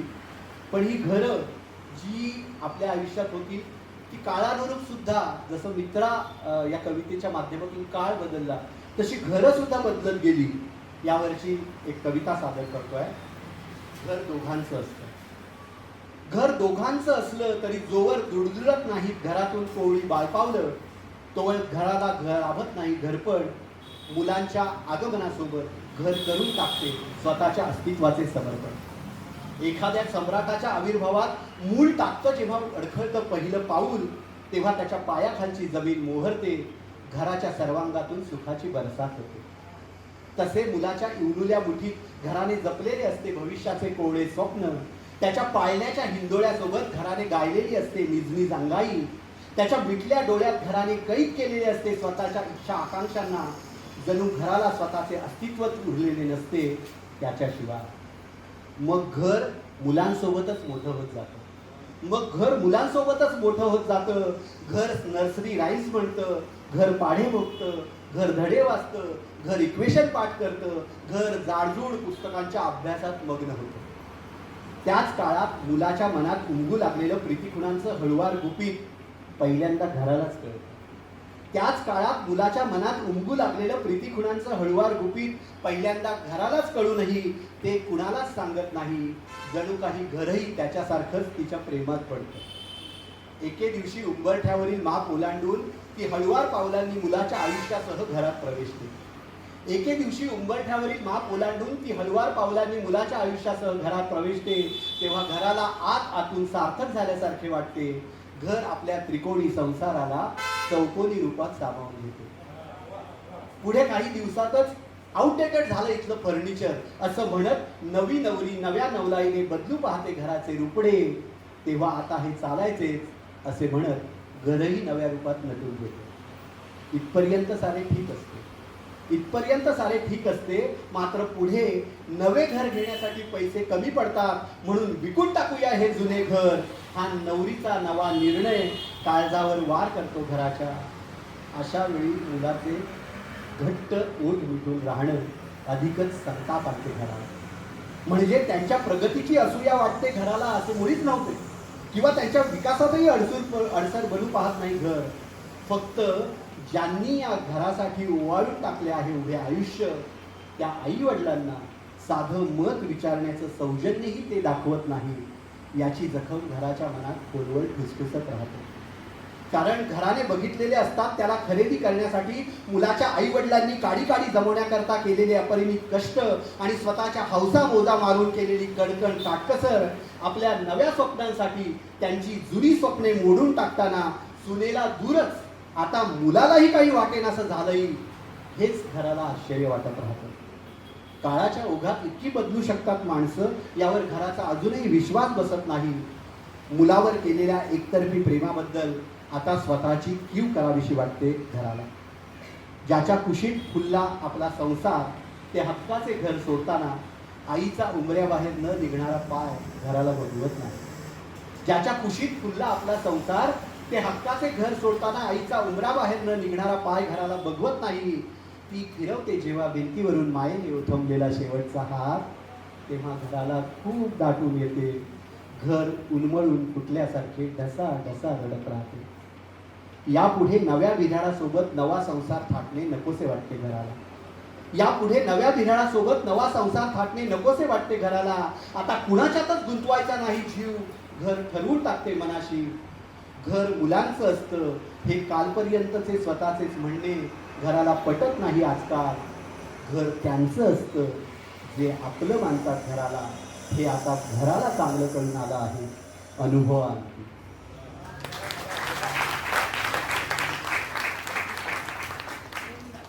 थोडीशी दीर्घ कविता होती, पण ती एक कथा होती आणि ती कथा आता घराघरात दिसते आहे. त्यामुळे ही घराघरातली कथा सादर करण्याचा मोह झाला. एकंदरीतच कवी वेगवेगळ्या अंगानं बघत असतो, वेगवेगळ्या दृष्टिकोनाकडे वेगवेगळी रूपकं तो वापरत असतो. अशीच एक रूपकं वापरलेली कविता म्हणजे 15 ऑगस्ट 1947 साली एक बाई प्रसूत झाली आणि तिला जुळं झालं. त्या 15 ऑगस्ट 1947 साली जे जुळं झालं त्यावरची ही कविता. सहोदर भाऊ भाऊ. तिच्या गर्भात वाढतायत 2 बाळं, याचा तिला सुद्धा थांगपत्ता लागला नाही. तिच्या गर्भात वाढतायत 2 बाळं, याचा तिला सुद्धा थांगपत्ता लागला नाही. कारण तिची कोणी गर्भलिंग चिकित्सा केली नव्हती. एकाच नाळेला पुढे फुटलेल्या दोन फाट्यातून आतले जीव शोषून घेत होते जीवनरस स्वतःला जगवण्यासाठी. त्यातही एकाला नकोसे वाटत होते दुसऱ्याचे अस्तित्व. तो तिरस्काराने झाडायचा, त्याच्यावर लाथा मारायचा, ढुशा. ती कळवळायची तरीही सुखवायची. तिला वाटायचं आपलं बाळ आनंदाने खेळतं आहे. तो मात्र अंगभूत दडपशाहीने ओरबाडून घ्यायचा ह्याच्याही वाट्याचं अन्न आणि याच्या शोषिततेवर खिदळायचा आसुरी उन्मादानं. तिला संमिश्र डोहायला लागले. एका पावसाळी मध्यानरात्री ती प्रसूत झाली, सुलभ, सहज. आपलं देखणं प्रतिरूप पाहून हरखून जाण्याआधीच कळांनी पुन्हा जोर धरला. दुसऱ्याला जन्म देताना बाळांपण म्हणजे बाईचा दुसरा जन्म असं का म्हणतात ते तिला चांगलंच कळून आलं. जन्माला आल्यापासूनच्या प्रत्येक क्षणी त्या पाठराख्यानं गाजवला हरेक गोष्टींवर हक्क. ह्याला जे जे हवं ते त्यालाही हवं. जणू काही यासाठीच त्याचा जन्म झाला असावा. त्याच्या या हव्यासीपणाचा धसका घेऊनच ती पुढे गेलेल्या नवऱ्यासोबत दिगंताच्या प्रवासाला निघाली. पण निरोपाच्या अखेरच्या क्षणीही ह्यांचं पुढे होणार या काळजीचं डोळाभर दाटलेलं आभाळ. तिच्या पिड्डाला कावळा शिवण्यासाठी काही मिनिटांनी धाकला असलेल्या भावाला अंतर देणार नाही असं ह्यानं म्हटलं खरं. तिच्या पिंडाला कावळ्या शिवण्यासाठी काही मिनिटांनी धाकला असलेल्या अंतर देणार नाही ह्यानं म्हटलं खरं. पण ह्याला चांगलेच ठाऊक होते यापुढे भाऊ नावाच्या सापाला दूध पाजावे लागणार आहे. पंचायत समक्ष धाकल्याने जेवढे काही ओरबडून घेता येईल तेवढे घेतले. तिचा जीव असलेला, तिला माहेरून आंदण मिळालेला जमिनीचा तुकडा तेवढा आपल्याकडे राहावा ही थोरल्याची अतीव कळवळ वाळवंटी मनाच्या धाकलेल्या पालवी फुटेल. तुम्हाला ठाऊक आहे की कुठला तुकडा जमिनीचा. यथावकाश आपली सारी मालमत्ता फुंकून झाल्यावर उधळ्या धाकल्याची नजर आईच्या प्राणप्रिय जमिनीच्या तुकड्यावर गेली आणि थोरल्याच्या घामातून शिवारात डोलणारं पीक त्याच्या नजरेत खुपू लागलं. एका मध्यानरात्री गुरांच्या पावलांखाली हिरवं स्वप्न तुडवलं गेलं. थोरल्याच्या घराला आगी लावून त्याची गाईगुरं उद्ध्वस्त करून थकलेल्या धाकल्याने एके दिवशी त्याच्यावरच केला सूर्याने हल्ला.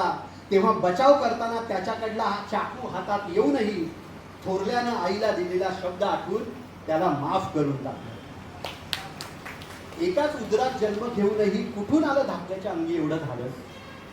एकाच उदरात जन्म घेऊनही कुठून आलं धाकल्याच्या अंगी एवढं धाडस याचा विचार करताना थोरल्याला अचानक जाणवले हातात चाकू असताना आपल्या जीवावर उठलेल्याचा जीव घेण्यापेक्षा त्याला जीवदान देण्यातच खरं धाडस.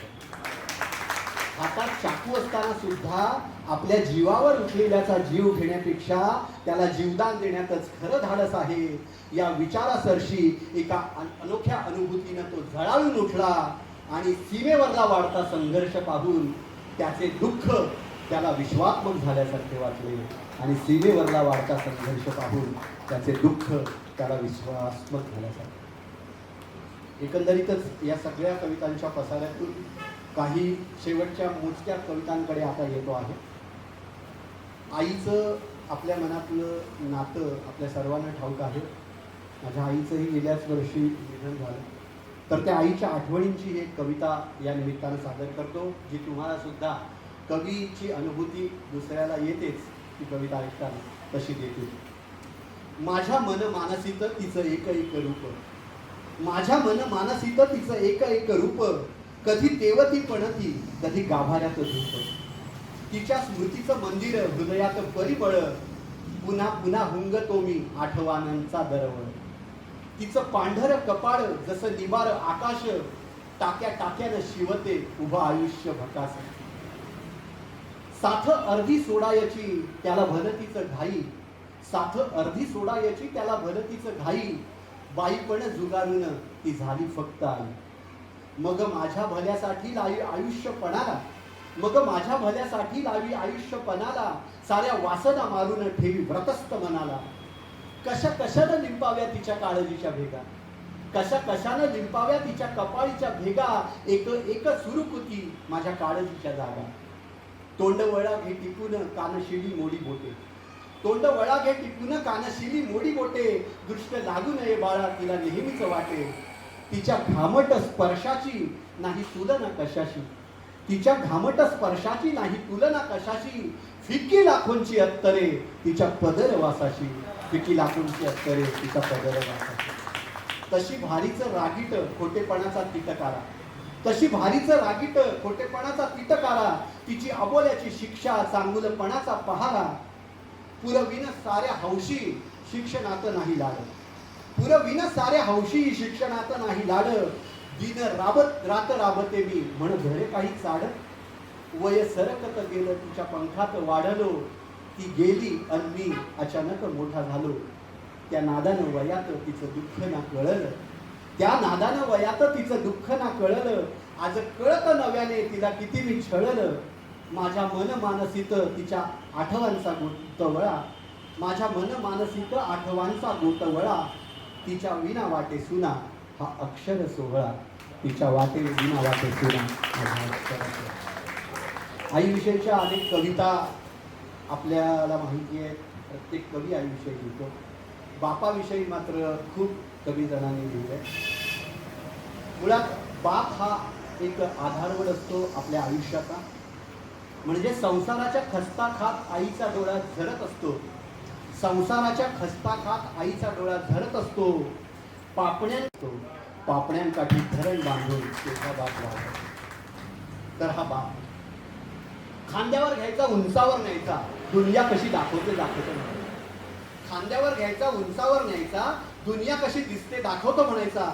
त्यांच्या खांद्यावरून बघताना उंच दुनिया खुजी व्हायची, वर मार करून बघायला लागायचे, ती माणसे बुटकी दिसायची. जाम धम्माल यायची मग वरून खाली बघताना, चिंगी टिंगी सनी मनी यांना वाकुल्या दाखवताना. आज घेताय डोक्यावर पण एक दिवस मिर्या वाटेल, आज घेताय डोक्यावर पण एक दिवस मिर्या वाटेल. अतिलाडाने बिघडतात मुले तुम्हाला कधी हो पटेल. आई जाम वैतागायची, काळजीपोटी धास्तावायची, चांगले वळण लागावे म्हणून खूप चिंता करायची. बापाला मात्र होती खात्री, बापाला मात्र होती खात्री, त्याचे मानसशास्त्रच वेगळे. तोच माझा हिरो होता, त्याचे होते संस्कार सगळे. आई फडताळा जेव्हा लाडू दडवून ठेवायची, आई फडताळा जेव्हा लाडू दडवून ठेवायची, बापाच्या खांद्यावर बसून मग त्यांची लज्जत चाखायची. आईला सुद्धा कळायचे नाही लाडू कसे कमी झाले, आईला सुद्धा कळायचे नाही लाडू कसे कमी झाले. बापाने हे कधी आमचे गुपित नाही फोडले, त्याच्यावरला विश्वास त्याने कधीच नाही बोलला, त्याच्यावरला विश्वास त्याने कधीच नाही मोडला. मीही त्याचा गुपितनामा नेहमीच टिकवला. कारण आई ज्या डब्यात पैसे साठवून ठेवायची, प्रत्येक महिन्याला तिला त्याच्यात भरघोस वाढ दिसायची. बापांच्या हाती लागू नये म्हणून मित्रांच्या आया पैसे लपवायच्या, बापांच्या हाती लागू नयेत म्हणून मित्रांच्या आया पैसे लपवायच्या. 2000च्या नोटा कशा पाहिजे. बापांच्या हाती लागू नयेत म्हणून मित्रांच्या आया पैसे लपवायच्या. माझा बाप उलट त्याच्यात भर घालायचा नकळत आईच्या. त्याचे सारे गणितच जगाच्या उलटे होते, म्हणूनच त्याचे फासे नेहमीच उलटे होते. त्याचा मुलगा म्हणवताना खूप खूप अभिमान वाटायचा, त्याच्याविषयी चांगले ऐकताना ऊर खूप भरून यायचा. मात्र अचानक एक दिवस काळाचा घाला पडला, मात्र अचानक एक दिवस काळाचा घाला पडला आणि ज्याच्या खांद्यावरून दुनिया पाहिली त्याला खांद्यावरून दिसताना बाप खूप जड वाटला, बाप खूप जड वाटला. हे जे आईबापांचे संस्कार आहेत ना, ते संस्कार कसे परावर्तित होत राहतात पुढच्या पिढीत, ते सांगणारी एक कविता माझी मुलगी. ही माझ्या मुलीवरची कविता नाही, ही माझ्या मित्राच्या मुलीवरची कविता आहे, हेही सांगतो. दोन घट्ट वेण्या घातलेली चित्रातल्यासारखी माझी मुलगी हट्ट धरते परीच्या फ्रॉकचा. दोन घट्ट वेण्या घातलेली चित्रातल्यासारखी माझी मुलगी हट्ट धरते परीच्या फ्रॉकचा. नेमके त्याच वेळी तिच्या दादाला हवे असतात रिबॉकचे स्पोर्ट्स शूज. अशा वेळी घराचं इकॉनॉमिक सांभाळणाऱ्या होम मिनिस्टरकडे केविलवानं बघण्याशिवाय माझ्या हाती दुसरं काहीच नसतं. ती जात्याच निर्णय क्षमतेनं समजावते मुलीला, ती जात्याच निर्णय क्षमतेनं समजावते मुलीला.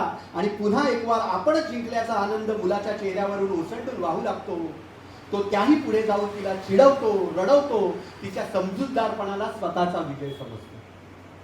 मुलगी पाऊस भरल्या डोळ्यांनी एकटक बघत राहते त्याचा उन्माद, मुलगी पाऊस भरल्या डोळ्यांनी एकटक बघत राहते त्याचा उन्माद. पापड्यांच्या काठाशी दाटलेले पाणी थोपवून धरते अनोख्या जिद्दीनं. मात्र तिच्या डोळ्यांच्या डोहातून अंतःकरणात खोल माजलेले काहूर मला तशातही जाणवत राहते. मला आठवते लहानपणी मला बॅट घेतल्यामुळे मिचमीच्या डोळ्यांच्या बाहुलीचा हट्ट पुरा न होऊ शकलेली माझी मुसमुसणारी ताई. मला आठवते लहानपणी मला बॅट घेतल्यामुळे मिचमीच्या डोळ्यांच्या बाहुलीचा हट्ट पुरा न होऊ शकलेली माझी मुसमुसणारी ताई. तिच्या गालावरून ओघळणाऱ्या अश्रूंनी त्यावेळी भिजलेली उशी माझ्या काळीच घरट्यात अजूनही सत्य आहे. त्याच तिरमिरी प्रायश्चित्त घेतल्यासारखा मी मध्येच किंचाळतो, नाही बूट नाही, फ्रॉकच घ्यायचा. तेव्हा सारेच जण अनपेक्षितपणे दचकतात. फ्रॉकच घ्यायचा असं मी म्हटल्यावर सारेच अनपेक्षितपणे दचकतात. कधी नव्हे तो घरातल्या गोष्टीत मी निर्णय घेतल्याचं माझ्यासह साऱ्यांनाच आश्चर्य वाटत आहे. कधी नव्हे तो मी घरातल्या गोष्टीत निर्णय घेतल्याचं माझ्यासह साऱ्यांनाच आश्चर्य वाटत राहतं. बायको दिग्मूढ, मुलगी चकित, मुलगा हताश झालेला, संसार मात्र निशब्द. 2 घट्ट वेण्या घातलेली माझी सुंदर मुलगी रात्री कुशीत शिरून 2 घट्ट वेण्या घातलेली माझी सुंदर मुलगी रात्री कुशीत शिरून, बाबा मला फ्रॉक नको, दादालाच बुटाची जास्त गरज आहे असं म्हणते. तेव्हा मला पुन्हा फोनवर आठवत राहते माझ्या त्यावेळेच्या हट्टीपणामुळे खेळकरपणाचा हळवा कोंब खुडून टाकलेली ताई. मात्र आता ताईच्या आसवांनी भिजलेल्या उशीला मुलीने समजूतदारपणाचे कोवळे अस्तर लावलेले आहे.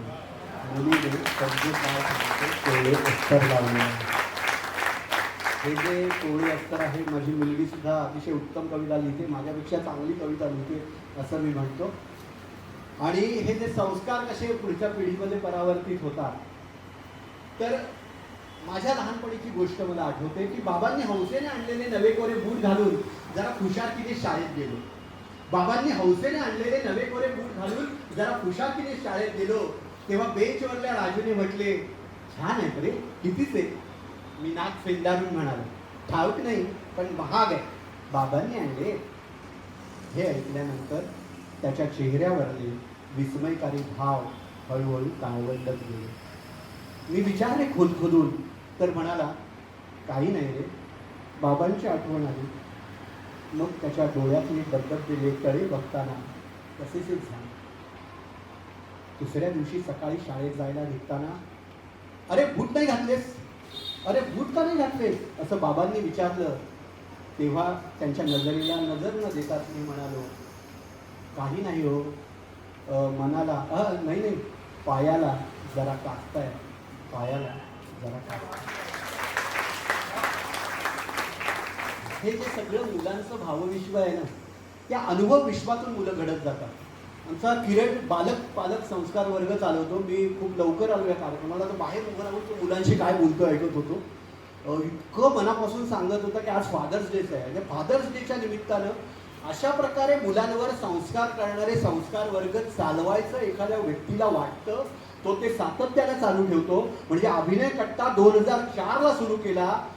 किरणचं एक मला खूप आवडतं किंवा मला त्याचा आदर वाटतो असं मी म्हणतो की इतकं सातत्यानं चालत ठेवणं ही खूप कठीण गोष्ट आहे हो आजकालच्या काळात.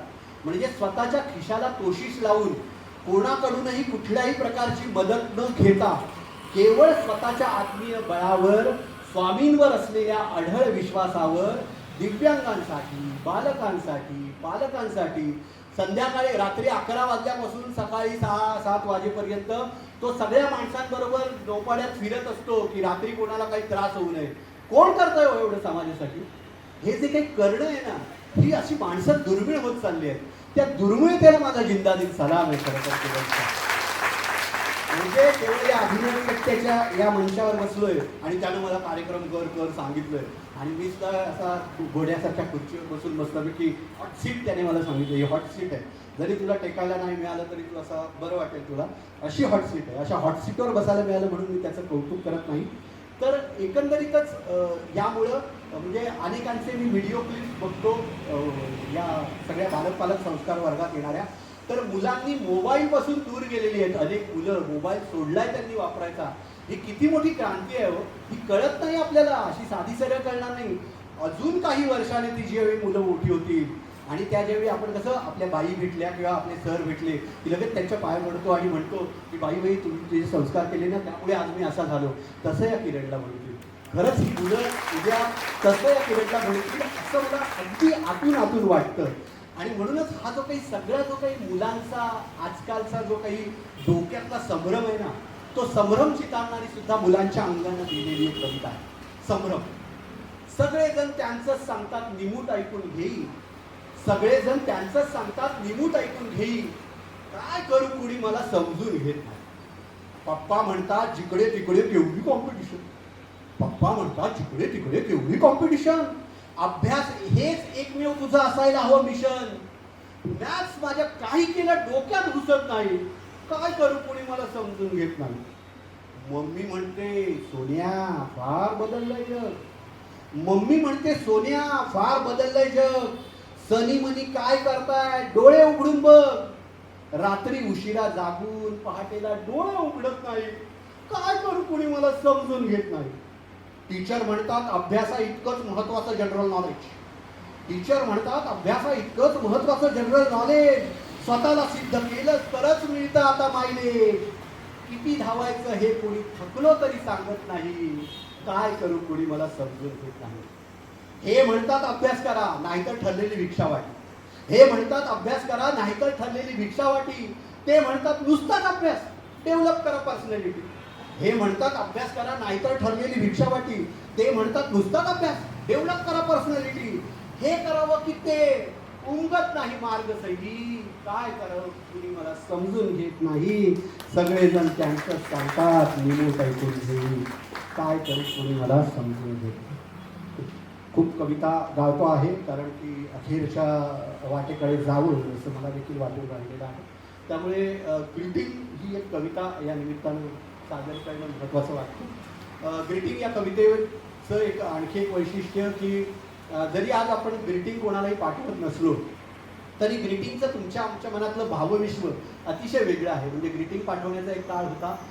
पोस्टकार्ड वर आपण सारेजण आम्ही तर पोस्टकार्डवर विनोद आणि मी अनेकांना ग्रीटिंग पाठवायचो कारण ग्रीटिंगचा खर्च परवडत होत नव्हता.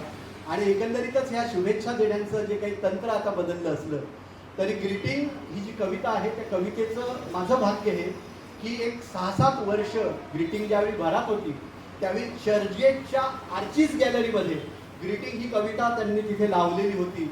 हेही या कवितेचं भाग्य आहे. ती कविता या निमित्ताने सादर करणं मला महत्त्वाचं वाटतं. शुभेच्छांची रांगोळी घालत ग्रीटिंग येतं अल्लद दारात. शुभेच्छांची रांगोळी घालत ग्रीटिंग येतं अल्लद दारात. फुलपंखी पावलांनी उतरतं हळूचकन तुमच्या मनात. ग्रीटिंग म्हणजे निर्हेतुक सदिच्छा. ग्रीटिंग म्हणजे चांगुलपणाची इच्छा. ग्रीटिंगना असतो स्वतःचा वेगळा असा रंग. कधी पिवळा धमक कधी हिरवा कंच बरेचदा गुलाबीच ढंग. ग्रीटिंगला नसलं तोड तरी ती बरंच काही बोलून जातात. ग्रीटिंगला नसलं तोड तरी ती बरंच काही बोलून जातात. ग्रीटिंगला नसलं मन तरी ती मनामधली गुपितं ओळखतात. ग्रीटिंगनी नसतात चढवलेले माणसांसारखे नटरंगी मुलामे. ग्रीटिंगनी नसतात चढवलेले माणसांसारखे नटरंगी मुलामे. आपल्या बरे वाईटपणाकडे दुर्लक्ष करून ते इच्छितात आपले फक्त भले. ग्रीटिंग असतात फसवी कधी कधी. ग्रीटिंग असतात फसवी कधी कधी. त्यातून वाचता येत नाहीत माणसांची खरीखुरी मने. तरीही ग्रीटिंग शिकवतात फक्त जीवापाड प्रेम करायला लावून. ग्रीटिंग व्यक्त करतात मोठ्यांबद्दलचा आदर. ग्रीटिंग मधून झगमगते मित्रत्वाची झालर. ग्रीटिंग असतात असंख्य आतुरल्या हृदयांची स्पंदने. ग्रीटिंग असतात असंख्य आतुरल्या हृदयाची स्पंदने. ग्रीटिंग सांगतात अकारण दुभंगलेली म्हणे. ग्रीटिंग म्हणजे दर्दभऱ्या काळजातली जळणारी वीज. ग्रीटिंग म्हणजे दर्दभऱ्या काळजातली जळणारी वीज. ग्रीटिंग म्हणजे तारुल्याच्या डोळ्यातली वंशार नीज. केवळ खिशाला परवडणारा शुभेच्छांचा छापील कागद एवढीच नसते ग्रीटिंगची किंमत. नकोसे वाटले तरी ग्रीटिंग फाडून फेकण्या इतकी नसते कुणात हिंमत. ग्रीटिंगना नसतं मोल गावारी जगात वाजणारं. ग्रीटिंग असतं अनमोल माणूस पण जाणणारं. ग्रीटिंग असतात असंख्य हृदयांची दिलोजान धडकन. ग्रीटिंग सांगून टाकतात मनातलं असेल ते पटकन. ग्रीटिंग असतात असंख्य हृदयाची दिलोजान धडकन. ग्रीटिंग सांगून टाकतात मनातलं असेल ते पटकन. शोकेशमध्ये बरेचदा नटून थटून सस्तं ग्रीटिंग. ड्रॉवरमध्ये नजरा चुकली लपून सुद्धा बसतं ग्रीटिंग. कधी कधी नको इतकी वाट बघायला लावतं ग्रीटिंग. कधी कधी नको इतकी वाट बघायला लावतं ग्रीटिंग आणि चुकीच्या हातात पडून कधी वाट सुद्धा लावतं ग्रीटिंग. चुकीच्या हातात पडून कधी वाट सुद्धा लावतं ग्रीटिंग. पण वाट लावली तरी ग्रीटिंग सहसा टाळता येत नाही. पण वाट लागली तरी ग्रीटिंग सहसा टाळता येत नाही. आणि कितीही साठली तरी ग्रीटिंग रद्दीत विकता येत नाही. कितीही साठली तरी ग्रीटिंग रद्दीत विकता येत नाही. आणि यानंतर रुमाल ही कविता सादर करतो आहे. आणि रुमाल नंतर फक्त एकच कविता सादर करीन आणि थांबेल, कारण की मगाशी म्हटल्याप्रमाणे मला चेहरे वाचता येईल. तर रुमाल ही कविता सादर करतो आहे. दाटून येतात मेघ जसे भरून येतात तिचे डोळे. इतकं मी सहज म्हणत नव्हतो त्यावेळी पाडेगावकरांसमोर. दाटून येतात मेघ जसे भरून येतात तिचे डोळे. सारे काही समजून उमजून आपण व्हायचे असते भोळे. सांगता सांगता शोषित कथा तिच्या व्यथा सरू लागतात. सांगता सांगता शोषित कथा तिच्या व्यथा सरू लागतात. अंतरीची दुःखे आपसूक आस्वातून झरू लागतात. अशा वेळी तिच्यापाशी नसेल जर का रुमाल, अशा वेळी तिच्यापाशी नसेल जर का रुमाल, आपल्यासाठी हाच असेल यथायोग्य संधिकाल. मागितला नाही तरी सुद्धा आपला रुमाल तिला द्यावा. मागितला नाही तरी सुद्धा आपला रुमाल तिला द्यावा. तिच्या दुःखामधला ताण हलके हलके शोषून घ्यावा. रुमालाच्या कोपऱ्यात असावं तिचंच नाव कोरलेलं. रुमालाच्या कोपऱ्यात असावं तिचंच नाव कोरलेलं. ओळखून जाईल तिची तीच हृदय तिनेच चोरलेलं. गरज नाही शब्दांची मग व्यक्त करण्या प्रेम. गरज नाही शब्दांची मग व्यक्त करण्या प्रेम. दिला नाही रुमाल परत सारं काही समजा क्षेम. वाढत जातील भेटी तसं प्रेम सुद्धा वाढू द्या. वाढत जातील भेटी तसं प्रेम सुद्धा वाढू द्या. रुमालांची देवाणघेवाण अधूनमधून चालू द्या. प्रेम केलं की लटक्या कुरबुरी कधी मधी होणारच. प्रेम केलं की लटक्या कुरबुरी कधी मधी होणारच. अश्रूंचं महाअस्त्र ती या युद्धात उपसणारच. शस्त्रसिद्धी करायची अशी नामी संधी सोडू नये. शस्त्रसंधी करायची अशी नामी संधी सोडू नये. रुमालाची गरज भासेल पण रुमाल काढू नये. शस्त्रसंधी करायची अशी नामी संधी सोडू नये. रुमालाची गरज भासेल पण रुमाल काढू नये. खिशात असला रुमाल तरी खिशामध्येच राहू द्यावा. खिशात असला रुमाल तरी खिशामध्येच राहू द्यावा. टिपून घेण्या तिचे आसू आपला ओठ रुमाल व्हावा. आपला ओठ रुमाल व्हावा.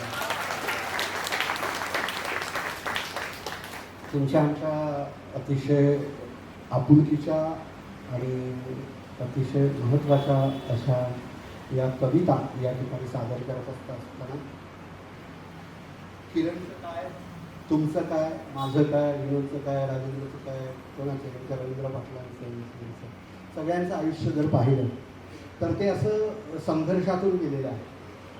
आणि हा जो संघर्ष आहे तो संघर्ष इतका अपार आहे की त्या संघर्षावर मात करत आपण सारेजण पुढे आहोत. त्या संघर्षावर मात करणाऱ्या म्हणजे किरणवर तर अभिनय कट्ट्याच्या इथे इतकी संकट आली, म्हणजे महापुराचं संकट आलं त्यातून अभिनय कट्टा बाहेर त्याने काढला. कोरोनाचं संकट आलं त्यातून हे सगळं बाहेर आलं. आणि अशा संकटाला संघर्षांना तोंड देणाऱ्या आपल्या सगळ्यांची ही कविता आहे ती किरणला या निमित्तानं समर्पित करू इच्छितो मी. झुंज. काळ्या कभिन्न पाषाणातही रुजलं होतो. काळ्या कभिन्न पाषाणातही रुजलं होतो. संकटांची छाती भेदून उगवलं होतं. पीळ राखला कायम होता जळला जरी सुंभ. पीळ राखला कायम होता जळला जरी सुंभ. अर्ध मेल्या बीजातून तेव्हा फुटला हिरवा कोंब.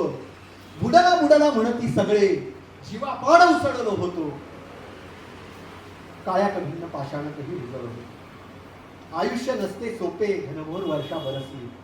आयुष्य नसते सोपे घनघोर वर्षा बरसली. संकटांच्या लाटांवर प्रयत्नांची नाव हिलकावली. भोवंडून आल्या दिशा तरीही पोहलो होतो. संकटांची छाती भेदून उगवलो होतो. सुकत गेल्या वाटा आणि अडचणींची वादळे घोंगावली. सुकत गेल्या वाटा आणि अडचणींची वादळे घोंगावली. म्हणजे इतक्या माझ्या वाटा चुकलेल्या आहेत की मी 11वी 12वी सायन्स केले.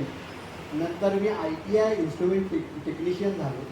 नंतर भारताबाहेर काही काळ होतो, महाराष्ट्राबाहेर काही काय होतो. नंतर आमच्या नंदूची म्हणजे नंदूची बायको इथे आहे, त्यांच्या भावानं, नंदूच्या भावानं प्रवीणला एक नोकरी दिली, तिथं काही काळ शिकवलो.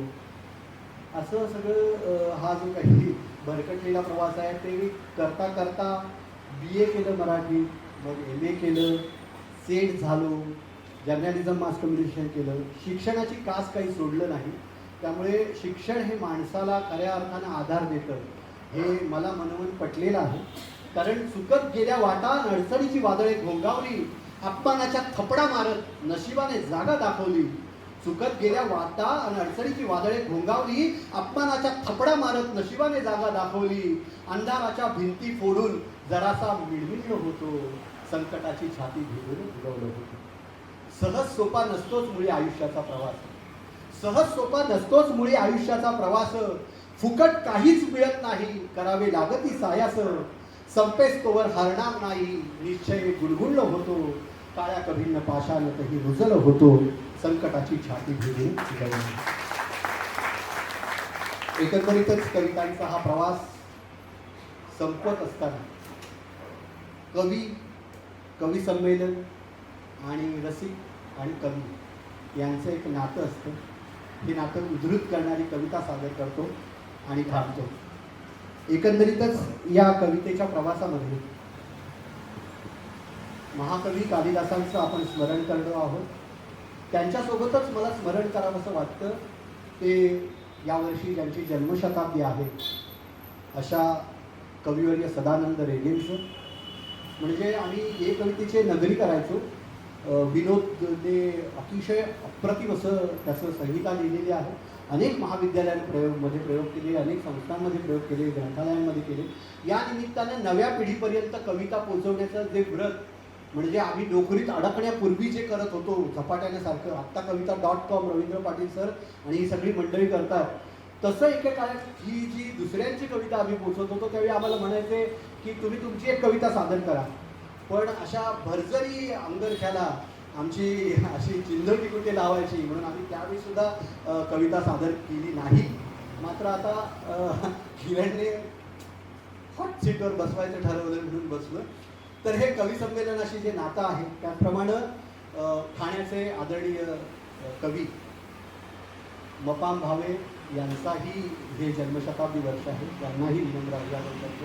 आमच्या रामदास खरे सरांचा केमिस्ट्री हा गूढकथा संग्रह या अभिनय कट्ट्यावरच प्रकाशित झाला होता. मनीष वाघ यांच्यासारखा अतिशय चंद्रशेखर वाघांचा वारसा जपणारा कवी, लेखक, पर्यावरणातला अतिशय महत्त्वपूर्ण व्यक्तिमत्व या ठिकाणी उपस्थित आहे. या सगळ्यांचं मनपूर्वक स्वागत या निमित्तानं करतो. सगळ्या कविकुळातील सगळ्या मान्यवर दिग्गज कवितांना ज्यांनी माझ्यावर संस्कार केले त्यांचेही या निमित्तानं कृतज्ञ स्मरण मी करू इच्छितो. ज्यांनी कवितेचे संस्कार माझ्यावर केले असे दोन्ही गुरुवर्य प्राध्यापक प्रवीण दवणे सर, प्राध्यापक अशोक पागवी सर यांचा उल्लेख केल्याशिवाय मी पुढे जाऊ शकत नाही. त्यांच्या समवेत अरुणजी म्हात्रे, अशोक नायगावकर, डॉक्टर महेश किरुसकर, ही सगळी स्वर्गीय निरंजन उजगरेजी, ही सगळी जी मंडळी आहेत त्यांनी सातत्यानं कवितेची सोबत माझी जागती ठेवली. सतीश चोळांपूरकर हे अतिशय महत्त्वाचं नाव आहे, खरे सर आहेत, मनीष वाघ आहेत आणि अर्थातच विनोद पितळे आणि आमचे सर्व आंबीचे सर्व माझे सहकारी आहेत. इतिहास तज्ज्ञ सदाशिव टेकविलकर या निमित्तानं या ठिकाणी आहेत. त्यांचेही मनपूर्वक आभार या निमित्तानं व्यक्त करतो.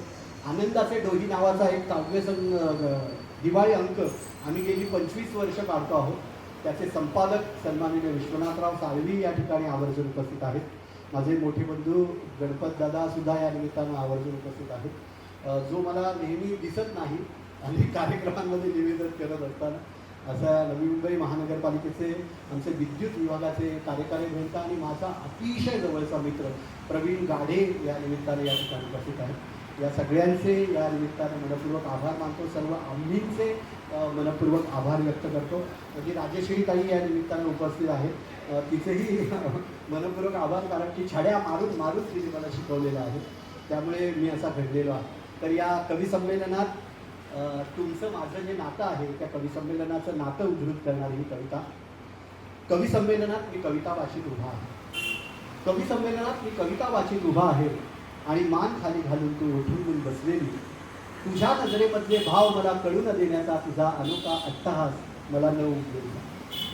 मी कविता बोलत जातो सवयीनं, मैफल चित्रातल्यासारखी स्तब्ध, आठवणींच्या कुठल्या काठावर तुझे तुम्हाला. मला वाटत राहतं तू वर पाहावं एकदाच, न्याहाळावंच तुझं रूप माझ्या कवितेत, आणि मी वाचावी माझी कविता तुझ्या नजरेत. मला वाटत राहतं तू वर पाहावं एकदाच, निहाळावंच तुझं रूप माझ्या कवितेत, आणि मी वाचावी माझी कविता तुझ्या नजरेत. पण तू तसं करत नाही, काकोड जाणे माझा आज कवितेत मूडच लागत नाही. पण तू तसं करत नाहीस, काकोड जाणे माझा आज कवितेत मूडच लागत नाहीये. तरीही मी कशासाठी विसरून बसलो आहे शब्दांचे फसवे धागे. मला मनापासून पटत नाही माझ्या कविता वाचनाचा आविर्भाव, आणि त्याहूनही तुझं माझ्याकडे न पाहणं. मला मनापासून पटत नाही माझ्या कविता वाचनाचा आविर्भाव, आणि त्याहूनही तुझं माझ्याकडे न पाहणं. कधीतरी संपवायची असते माझी कविता म्हणून थांबते माझी कविता. कधीतरी संपवायची असते म्हणून थांबते माझी कविता, आणि टाळ्यांच्या जल्लोषात मी उतरतो रंगमंचाच्या पायऱ्या. कधीतरी संपवायची असते म्हणून थांबते माझी कविता, आणि टाळ्यांच्या जल्लोषात मी उतरतो रंगमंचाच्या पायऱ्या. तू हलकेच टाकतेस एखादा चोरटा कटाक्ष, तू हलकेच टाकतेस एखादा चोरटा कटाक्ष. तुझ्या घनघन डोळ्यातलं माझ्या कवितेचं प्रतिबिंब मला दिसत नाही कुठेच. मला उमजतं आजकाल तुझ्या नजरेत पूर्वीचा चार्मच उरलेला नाही. मला उमजतं आजकाल तुझ्या नजरेत पूर्वीचा चार्मच उरलेला नाहीये. मला दाटून राहिली एक अनामिक भीती तुझ्या गहिऱ्या डोळ्यातल्या माझ्या तरल स्वप्नांच्या अस्तित्वाची. मी येऊन बसतो रसिकात, जुनच किती दिवस ऐकवणार कुणीतरी कुजबुजतं. मी येऊन बसतो रसिकात, जुनच किती दिवस ऐकवणार कुणीतरी कुजबुजतं. मला उमगते त्याची माझ्याविषयीची प्रामाणिक भावना. त्याला कुठल्या शब्दात सांगू कुठल्या शब्दात सांगू तुझ्या नजरेतल्या विजूविजू झालेल्या भावनांची अबोल गाथा. त्याला कुठल्या शब्दात सांगू तुझ्या नजरेतल्या विजूविजू झालेल्या भावनांची अबोल गाथा. त्याला कसं समजावू मी नाही लिहू शकणार तुझ्या काळोखल्या डोळ्यांवर प्रयत्न केला तरीही. म्हणून आजकाल मी कविता लिहिणंच सोडून दिलंय. तसंच कवी संमेलनांना जाणारही. एकंदरीतच कवी संमेलनांमध्ये खूप कमी असणारा आजचा वावर. या निमित्तानं माझी कविता आपल्यापर्यंत पोहोचवण्याची अनमोल संधी मला किरण नागतींनी दिली. म्हणजे काय आहे की हा कार्यक्रम जर तुम्हाला आवडला असेल तर हे संपूर्ण यश किरण नागतींचा आहे. पण हा जर कार्यक्रम तुम्हाला आवडला नसेल तर हे पूर्णपणे अपयश हे माझं आहे, हे मी नम्रपणे सांगू इच्छितो. संत बघा काही जणांना टाळ्या असं वाटतं. संत कबीर एकांतात बसलेले असताना एक माणूस धावत आला आणि कबीरांना म्हणाला की अरे आप अकेले बैठे हो. कबीराने वर त्याच्याकडे पाहिलं आणि म्हटलं की मैं अब तक मेरे साथ था, अब उसमें तुम आ गए. तर हे जे स्वतःशी संवादी असणं आहे ना, म्हणजे किरणनं हा कार्यक्रम सादर करायला सांगितलं. त्यानंतर मग मी विचार करायला लागलो. म्हणजे खरं सांगतो टेन्शनमध्ये आलो. कारण की एकट्यानं कवितांचा कार्यक्रम सादर करणं ही साधी सोपी गोष्ट नाही. पण हे धाडस करायचं ठरवलं ते केवळ किरणच्या विश्वासावर, आमच्या श्रीमाने जो धीर दिला त्या बळावर, आणि आपण सर्वांनी ज्या शांततेनं ज्या रसिकतेनं ही कविता ऐकून घेतली तो विश्वास कुठेतरी मनात होता या बळावर. कारण तुम्ही खरं तर ही जी कविता ऐकता त्यावेळी तुमच्या मनात एक कविता उमलत असते असं मला वाटतं. म्हणून माझ्या 52 कशीतली 52वी जी कविता आहे त्यात मी म्हटलंय की दोस्त हो तुम्ही स्वतःला कधी एकटे समजू नका. दोस्त हो तुम्ही स्वतःला कधी एकटे समजू नका. तुमच्या एकाकीपणात माझ्या कवितांची सोबत आहे. हा जो विश्वास आहे हा जो तुम्ही दिलेला आहे. आणि म्हणूनच मला म्हणावं असं वाटतं की सरणावर माझ्यासोबत माझ्या कविता जाळा दोस्त हो. सरणावर माझ्यासोबत माझ्या कविता जाळा दोस्त हो. फक्त ती सती गेल्याचा बोभाटा करू नका उगाच. ती सती गेल्याचा बोभाटा करू नका उगाच. कारण ती म्हणाली साऱ्या कविता माझ्यावरच तर लिहितोस. ती म्हणाली साऱ्या कविता माझ्यावरच तर लिहितोस. मग मी निघून गेल्यानंतर काय करणार? ती म्हणाली की साऱ्या कविता माझ्यावरच तर लिहितोस, मग मी निघून गेल्यानंतर काय करणार? मी तिच्याकडे बघत कसनुसं हसलो आणि म्हणालो, आज तुझ्या असण्यावर कविता करतो, उद्या नसण्यावर करणार. आज तुझ्या असण्यावर कविता करतो, उद्या तुझ्या नसण्यावर करणार. पण कवी म्हणूनच जगणार आणि कवी म्हणूनच मरणार आणि कवितेच्या सरणावर कवी म्हणूनच जळणार.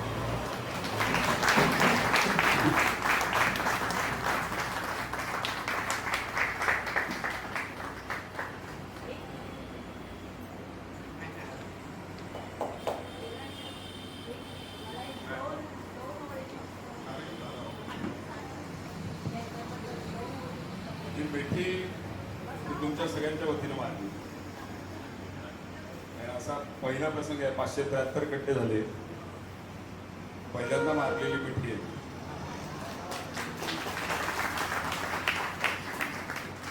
त्या मिठीत अनेक भावना आहेत. आज कविता कशी लिहिली पाहिजे ते समजलं, कविता कशी सादर केली पाहिजे ते समजत होतं. कविता जगवते, कविता रडवते, कविता हसवते आणि कविता मन हिलावून टाकते. म्हणजे मी बघितलं की आनंद अश्रू सुद्धा दिसत होते, ओक्साबोक्सी रडणं सुद्धा काही जणांचं चालू होतं. एकट्यानं 1 तासाचं 2 तासाचं नाही, एकट्यानं 10 ते 11 त्याचं नाव महेंद्र. सॉरी मी एकरी म्हणतोय, कारण आज त्याचं असलेलं पद, आज त्याची असलेली प्रतिष्ठा, त्याच्या पुढे जाऊन आमची मैत्री असल्यामुळे थोडंसं मी ती लिबर्टी घेतोय. आणि म्हणजे अगदीच 95-96ला आम्ही एकत्र काम केलं महापालिकेत. आज तो महापालिकेत एका अशा पदावर आहे की ते सुद्धा मला बघण्याची संधी मिळाली जाऊन.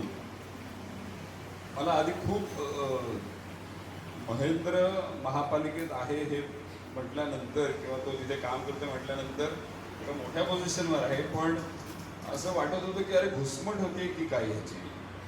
मला कधी कधी वाटते भविष्यात तसं काही संधी म्हणतायत, माझी घुसमट होईल की काय अशी मला धडकी आधीच भरते.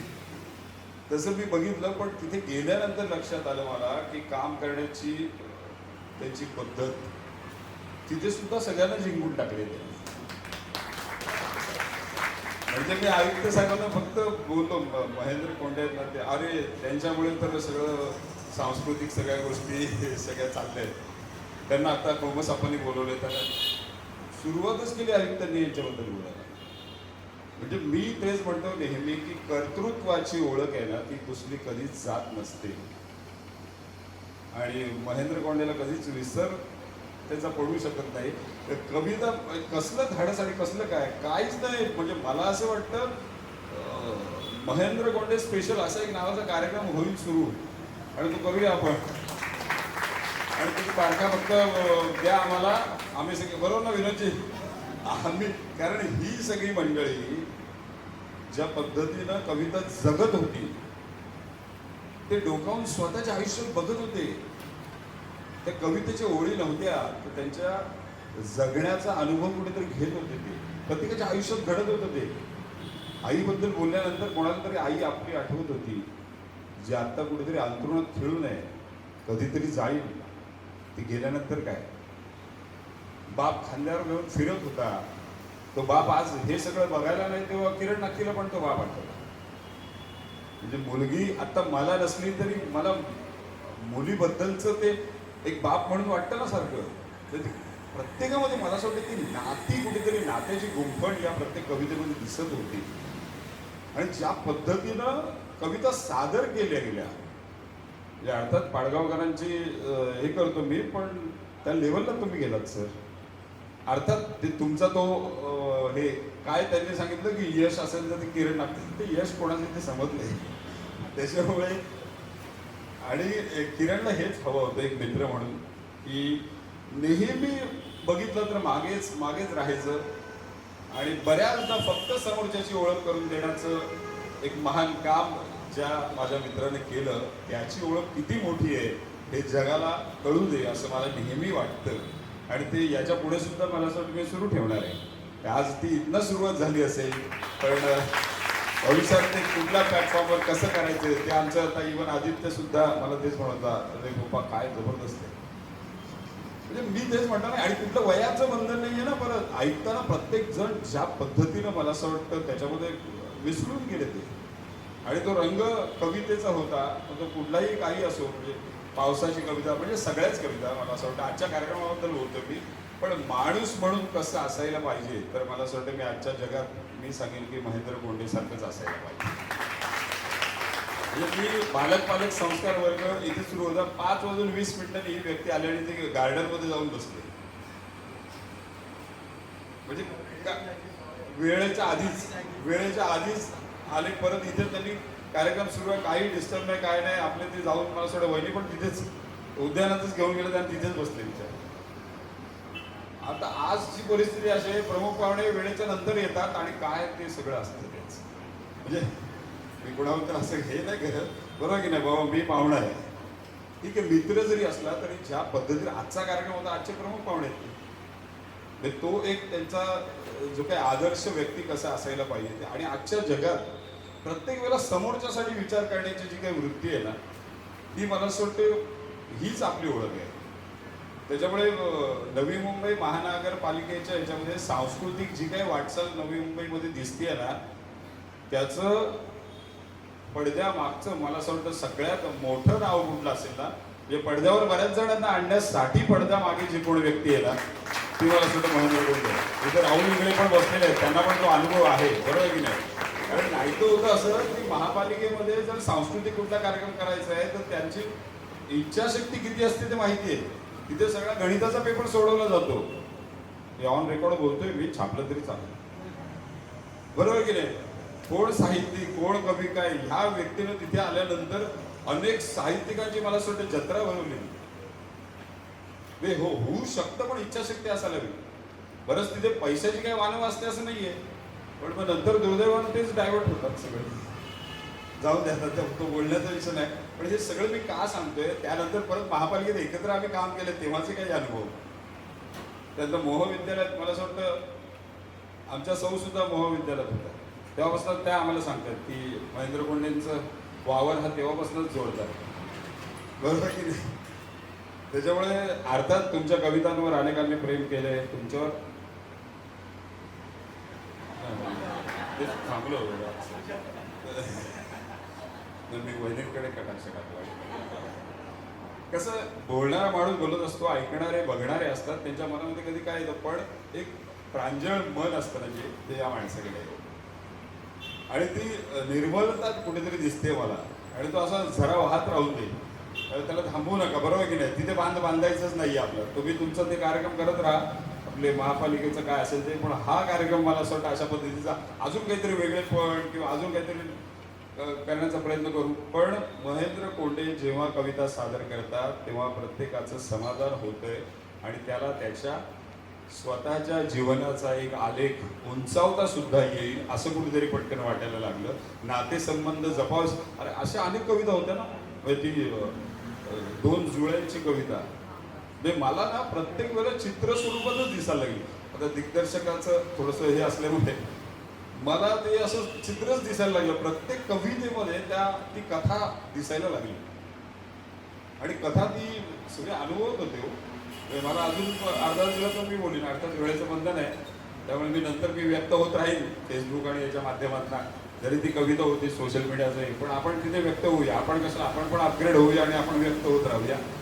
आता अजून एक सरप्राईज आहे जे मी महेंद्रजींना सांगितलं नाही. महेंद्रजी आता त्याकरता म्हणतोय, कारण आता ते सरप्राईज तसं आहे. म्हणून अभिनय कट्ट्याच्या वतीनं महेंद्र कोंडे यांना आपण अभिनय कट्टा गौरव पुरस्कार जाहीर केलेला आहे आणि तो आत्ताच आपल्या सगळ्यांच्या उपस्थितीत आपण त्यांना बाहेर करतोय. तो पुरस्कार केवळ आजचा कार्यक्रम नाही, तर त्यांचा आजवरचा प्रवास, हा सगळा प्रवास करत असताना सुद्धा माणूस म्हणून जसं 95ला मी महेंद्रला अनुभवलं होतं, तोच माणूस जरा इकडचा तिकडे न होता, खरं तर ज्या वातावरणात महेंद्रजी आता काम करतायत त्या वातावरणामध्ये बराच ॲटिट्यूड निर्माण होऊ शकतो. एवढा वाव आहे तिथे, बरोबर की नाही. पण तरीही जमिनीमधलं आणि पायामधलं अंतर अजिबातच कुठे हे झालेलं नाही आहे.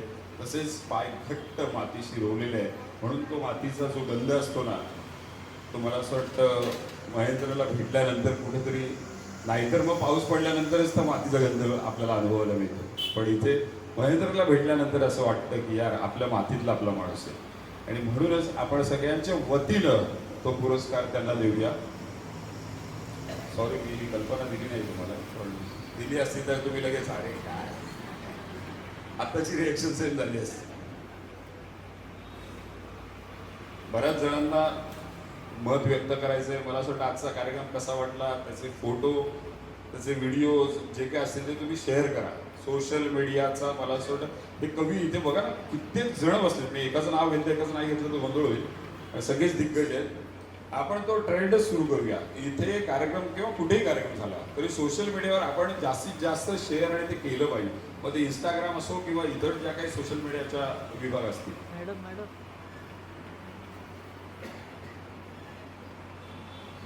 हा, आत्तापर्यंत अभिनय कट्ट्याच्या पूर्ण इतिहासात हा पुरस्कार घेणारी ही तिसरी व्यक्ती आहे.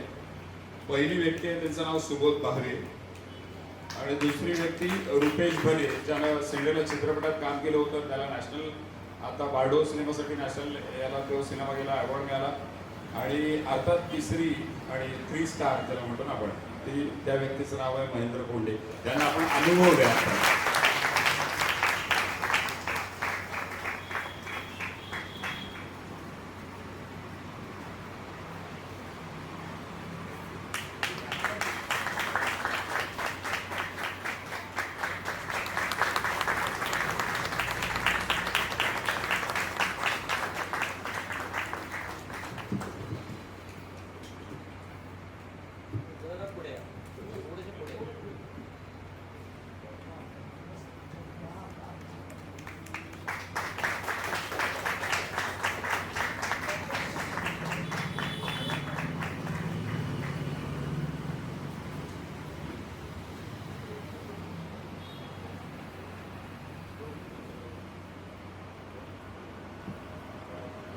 अशा काही अनपेक्षित गोष्टी ही सगळी मित्रमंडळी करतात ना, की नको असतं ते मला.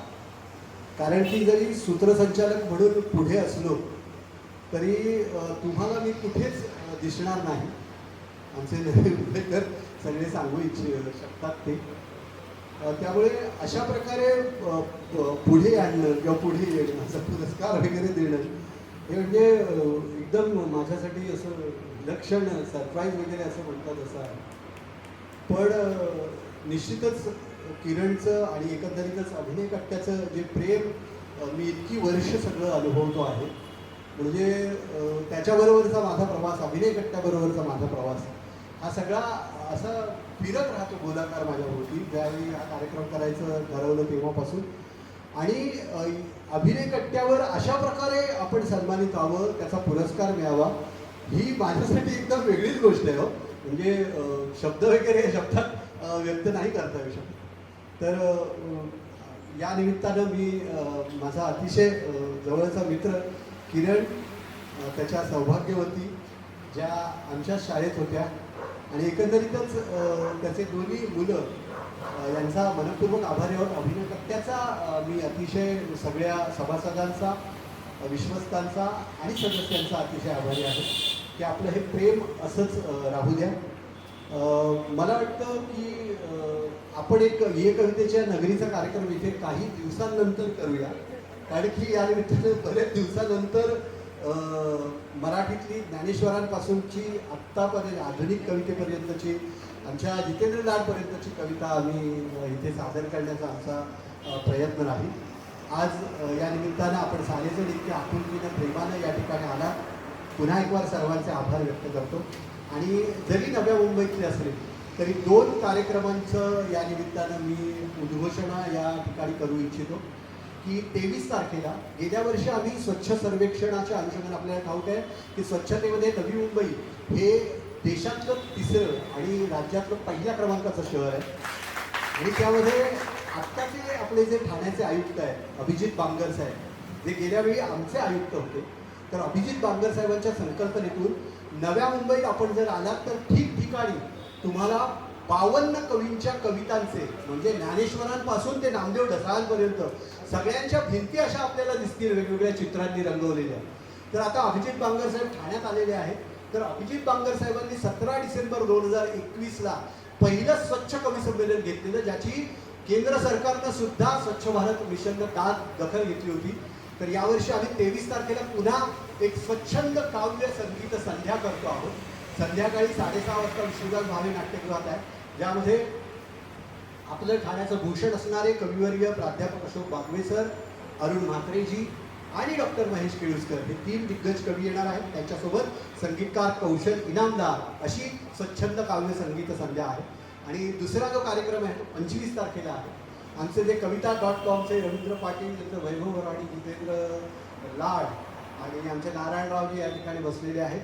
ही सगळी मंडळी कविता.com नावाचा नव्या कवींना घेऊन नव्या पिढीमध्ये कविता रुजवण्याचा कार्यक्रम सातत्याने सादर करतात. आमच्या नवी मुंबई महानगरपालिकेत देखील त्यांनी जागतिक मराठी भाषा दिनाचं औचित्य साधून मराठी भाषा संवर्धनाचं दरवेळेचं औचित्य साधून तो कार्यक्रम सादर केला. त्यांचा वर्धापन दिन साहित्य मंदिरात 25 तारखेला संपूर्ण दिवसभर साजरा होतोय. अनंत राऊतांसारखा लोककवी त्या निमित्तानं आपल्याला ऐकायला मिळणार आहे. त्याचप्रमाणे आपले कविवर्य प्राध्यापक अशोक बागवे सरच त्याचे संमेलनाध्यक्ष आहेत. त्याचंही निमंत्रण आपल्या सर्वांना आहे. आणि आज या निमित्तानं तुम्ही माझी कविता इतक्या आत्मीयतेने ऐकून घेतली. योग्य वेळी योग्य ठिकाणी टाळ्यांची आणि कौतुकाची दाद देत ही कविता अनुभवली, त्याबद्दल तुमचे पुन्हा एक वार आभार मानतो. कारण की मी निवेदनात नेहमी सांगतो की कवी म्हणे दोनदा मरतो.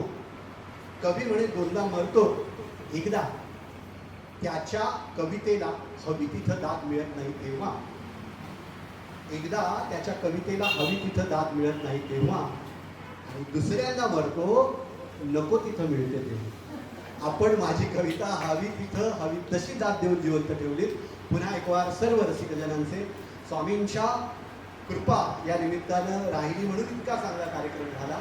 पुन्हा एक वार किरणजींचे, अभिनय कट्ट्याचे आणि समस्त रसिकजनांचे मनपूर्वक आभार व्यक्त करतो. धन्यवाद.